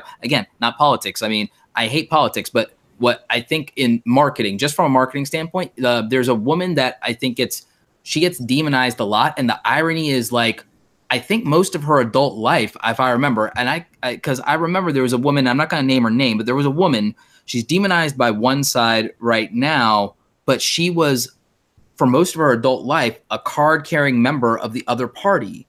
Then now it's literally people she went to college with that are making attack ads on her, because at some point she pivoted. And I think that part of her pivot had to do with her adult children. And it's funny because people change and transform in life, but you're never really, like, it's not anything disingenuous, but people also move either when they genuinely have a change of heart because they either got new information or they're in a new circumstance or they learned a painful lesson through the suffering of life, or they're very opportunistic and they see there's an advantage to being over here now that finally lines up with me. And I win here, and it does better for me. And there's more opportunity. There's more fish to gobble up. There's more market. I mean, it's even why I said with Android, I think more Android OEMs should pursue India. India has a population that dwarfs the Western world in terms of population size, and it's a growing and emerging market. The West is a saturated market where smartphone saturation, I think, is going to hit a tipping point after 2020, and smartphones will be in decline, just like PC sales, which is why Apple pivoted, because 60% of their profits are in smartphones. They pivoted from making stuff for geeks and nerds like you and me to pivoting to doing something for the average consumer, because the majority of Apple's history was not catering to the average consumer. You and I have a history with Apple that we know that. Why would they do that? There's more opportunity to scale and sell, and that it's going to hit a saturation point, and then maybe but the thing is, if Android OEMs capitalize in India and they recognize the shift in the global marketplace, then they'll capitalize in the future of the world because of population growth and demographics versus birth rate. Like, the math is there. If you want to be a statistician and you want to be a utilitarian, that's the conversation to be having. Right. So let me ask you this. Okay, let me phrase this in one of two ways. You can choose which to respond to. What mistakes have I made in what I've done for the past 2 weeks? It's not as binary as a mistake, so much of an effectiveness scale of 1 to 10 in multiple categories. Right. So across multiple categories, your effectiveness scale is very high on a scale of 1 to 10. If the measurement is views and net subscriber growth and engagement metrics, those are very good for you, except in a few one-off videos where you got less numbers and those things. Right. What's that? Yeah, I want to kind of put one little input on that. I've been watching JT. I've been watching you for a long time, and what happened over the last couple of weeks for you, you had an honest opinion about a device, a phone. What happened was, when you started getting all those net new subscribers, they started following you during that period. Even though your older subscribers that's been following you for a long time, they already know your history. And it's happening to me too, because my channel is growing. So it's happening the same way it's happening to you. Once you hit that I hate Apple type scenario, now you have all the Android people coming in. Yeah, I told you, you know, Apple sucked and all that stuff like that. Then all of a sudden, when you made that conscious decision to buy the iPhone, I think people really they started picking up the pitchfork. And I understand what you did because you wanted to test it for yourself. Not only did you make the badge video, but you made the painfully honest video per se, right? Right. But people felt that it's the new people, by the way, I feel, that they started grabbing pitchforks when you popped up with an iPhone. Because I saw your Twitter feed. Right. And when you popped up with the iPhone and I saw you on Twitter, then I started, the comments started flowing in. And again, it just kind of reminded me of the new people. Like the people that followed you for so long, they already know the situation and they know your history. They know how you roll. But the new people, they felt like it was all for subscribers and views, which, hey, shout out to you for the 1 million views on that. Man, that was awesome. So, but other than that, man, I mean, I think the way you present things, I mean, you got the energy. That's the whole thing. And that's what I bring to the table. I mean, you come on with high energy and you get the attention span and it works for you. That's it. The thing about with YouTube, and I'm finding this out because I'm different. I do things different, as you know, that you see a lot of people doing the same thing. But what we bring to the table is something different. I mean, you come on, painful honest tech. So, that grabs people attention span. And me, I'm overly motivated too, also in my videos. And I think that works. It works. I don't think it's anything that you need to change. I think it's the dialogue that you're making to better yourself. And obviously, look, we all make mistakes. I'm getting chewed out for videos I made 3 years ago. So I mean, it's just one of those things. Me too. Yeah, so I mean, it is what it is. They take you flip flop. I mean, I talked about a phone 3 years ago, and I love it today. And all of a sudden, well, 3 years ago, back in 1997, you said this. Now you love it. You flip flop. I hate you. Yeah. Okay. Yeah, I mean that's a lot of what I've been getting, but I just finding myself at odds with people who are my friends is what's really kind of confusing. So I think it's part of you have to have the conversation with your friends and you have to actually listen without being defensive, which is nearly impossible for most people. So, that's a challenge because we're human beings and it's who you are. So of course you feel compelled to defend yourself. I have self-awareness and let people think that I don't know my own faults and everything like that. One, I know I have ADHD and I'm a serial interrupter and I know I talk too goddamn much. I'm completely aware of that. What I do, I market positioned myself to make money fucking talking and charge a lot of money doing it. So, self-awareness actually is very profitable, but I'm aware of my faults and flaws. I'm aware of the fact that because I'm excitable, a lot of times it comes off as dismissive. And because of the one good thing I have in my favor, pattern recognition, often I can predict where people are going or what the plot threads are because people are usually very obvious and very transparent about those things. And also, if you have context on people, you can read them very well. That also means, though, my impatience is part of that serial interrupter, or I want to skip ahead, or I want to have the other conversation I know exists 10 minutes in the future because I've already seen it. Right. Everything is going exactly as I have foreseen. I know these things about myself. I'm not someone who say, oh, well, my flaws are I'm too generous or no, I'm a serial interrupter. I have ADHD. I weave large narrative threads that are hard for people to follow sometimes. And as well as articulate as I am, I'm not always great at the execution of communicating the point or getting to the point as quickly as other people would like, usually because I have a larger thing that I want to get to that there's a build up to, but I also have to read the audience and know who has the patience for that or not. It makes me great for public speaking and for lecturing and for consulting. And it makes me shit if you want to have a coffee conversation, that's not about Game of Thrones. Right. So I understand these things and that they make people uncomfortable and that I end up cannibalizing people's streams where I'm good at it. Panels where I get to look people in the eye in person on stage where I don't monopolize the entire limelight. And I know how to do that very well because my situational awareness in the physical world is infinitely better than when it's in front of a screen. Infinitely. I know these faults. What I would say is for you and other people that the healthiest thing you could probably do, even gearing up to a conversation with the people you want to have it with, is surround yourself with 3 or 5 people that will be painfully honest with you about what your faults and flaws are, that you will accept are not doing it maliciously or to hurt you, so that you can literally take notes on this, figure out where the conflict between your intentions and your execution exist from their point of view, And then you can make a conscious choice to work on that or not. Well, and you won't always get it right, because I suck at still interrupting people, as everyone on the stream has been very generous about reminding me, which is totally fine. Because yeah, I fucking suck at it. You're welcome. Like, I understand that. Thank you. I know.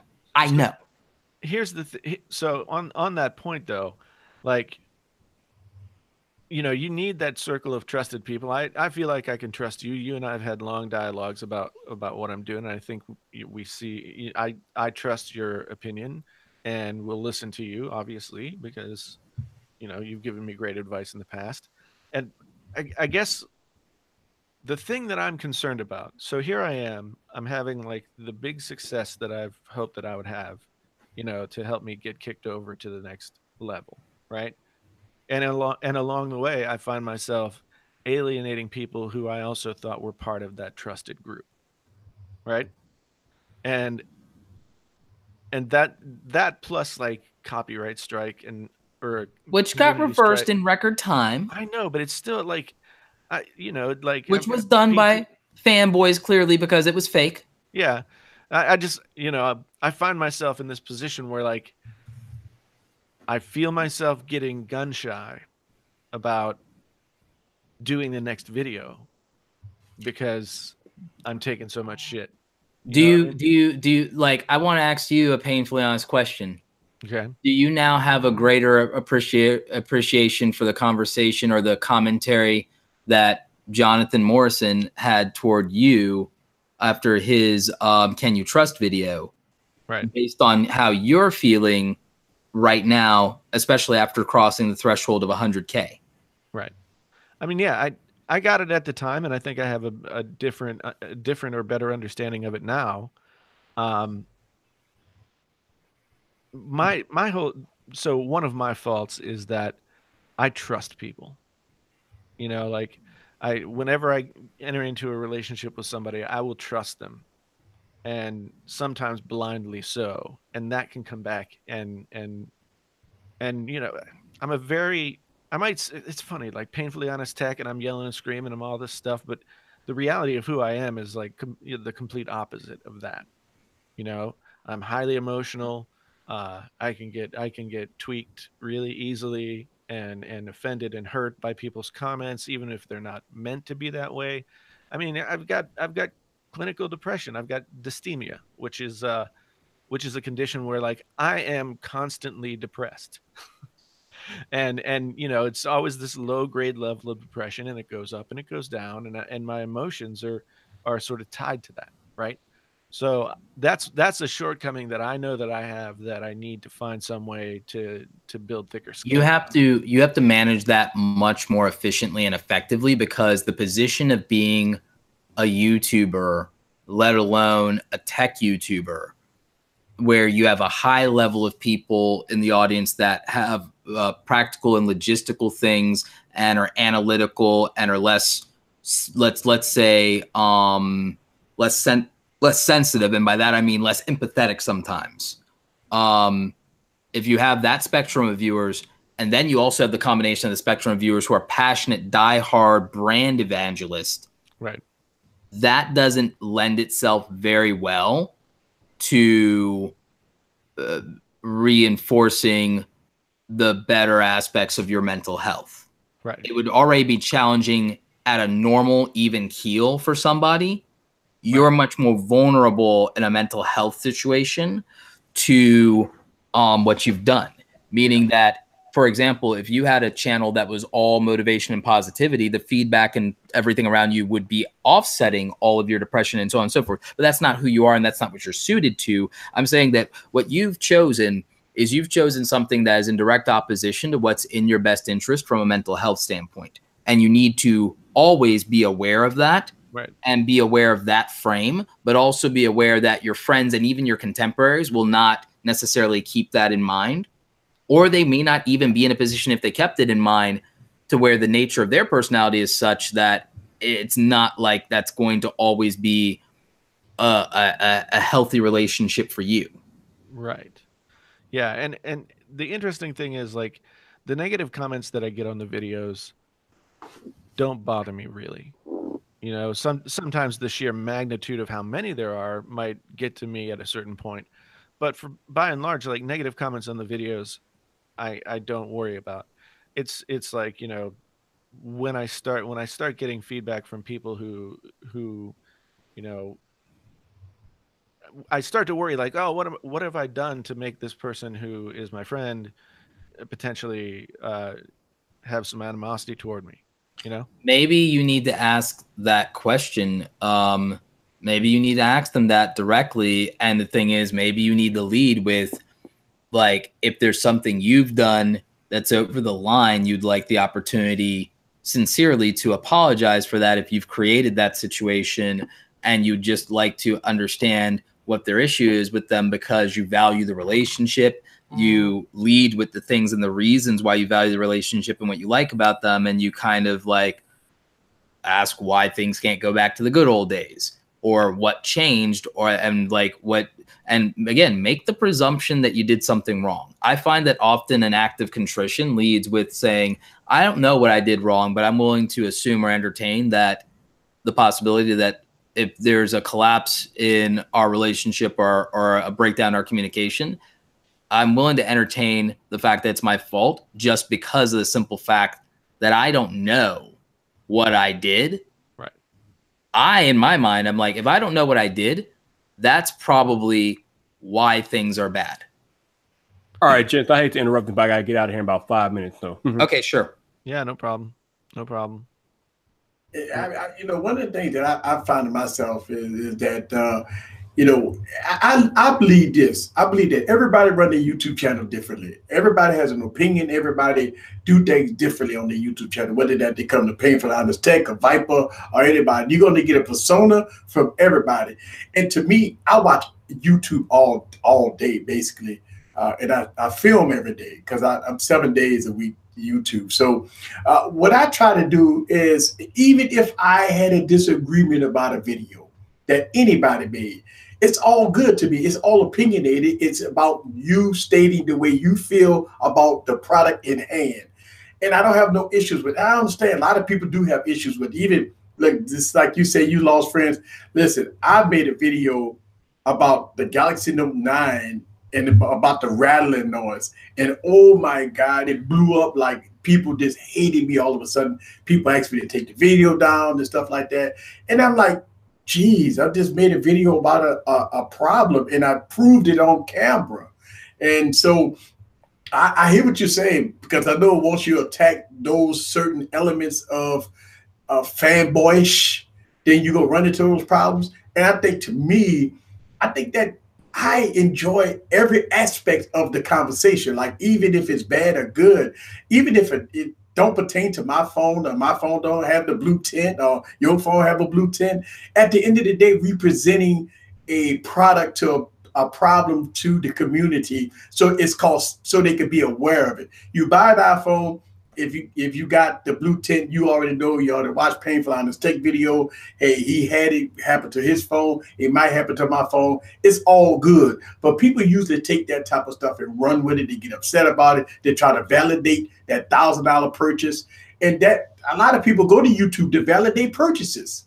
And that's they flag your video and get you. Well, more than validate purchases, but like, think about it. With John's marketed himself as a tech analyst. Like I said, he's like Gary V. It's about being historically correct for him. It's about, I said something will happen, or I made a market prediction. In addition to giving you a fun news show as an escape, the other thing is, I want to make predictions and be proven right. Like, and that's fine. And I like being right. With Drew, it's that, hey, in my mind, Apple fans and Apple Chic get picked on in the internet and YouTube. I'm going to defend the mindset of the people who've rationalized Apple purchases and give you why we do what we do. And thus he's the Apple community's white knight. And so, and by white knight, I mean Harvey Dent, not the internet's pejorative white knight thing. I mean the people's white knight, the people's champ. You know, like I believe in the Harvey. I believe in you, Drew Erickson. I can get the badge. I can make the merch. but yeah, I mean, so I think that avatar lends itself to, or to Eric's point, I think it leads itself to beyond what the person comes for in that regard. I think that their passion is placed in a specific tier or thing. With you, Jason, I think that you haven't gone all in like John's got like a very specific thing. I want to entertain you and I want to be right. Drew it's like this is an Apple person's point of view, right? That's what it is. And the thing is you know that, and it's very binary. I think that because you grew so rapidly, you're still finding part of your voice. You have a brand, but I think your execution, your refinement, and your ability to go all in is still a journey because you grew faster in a way than both Drew and John did. Yeah.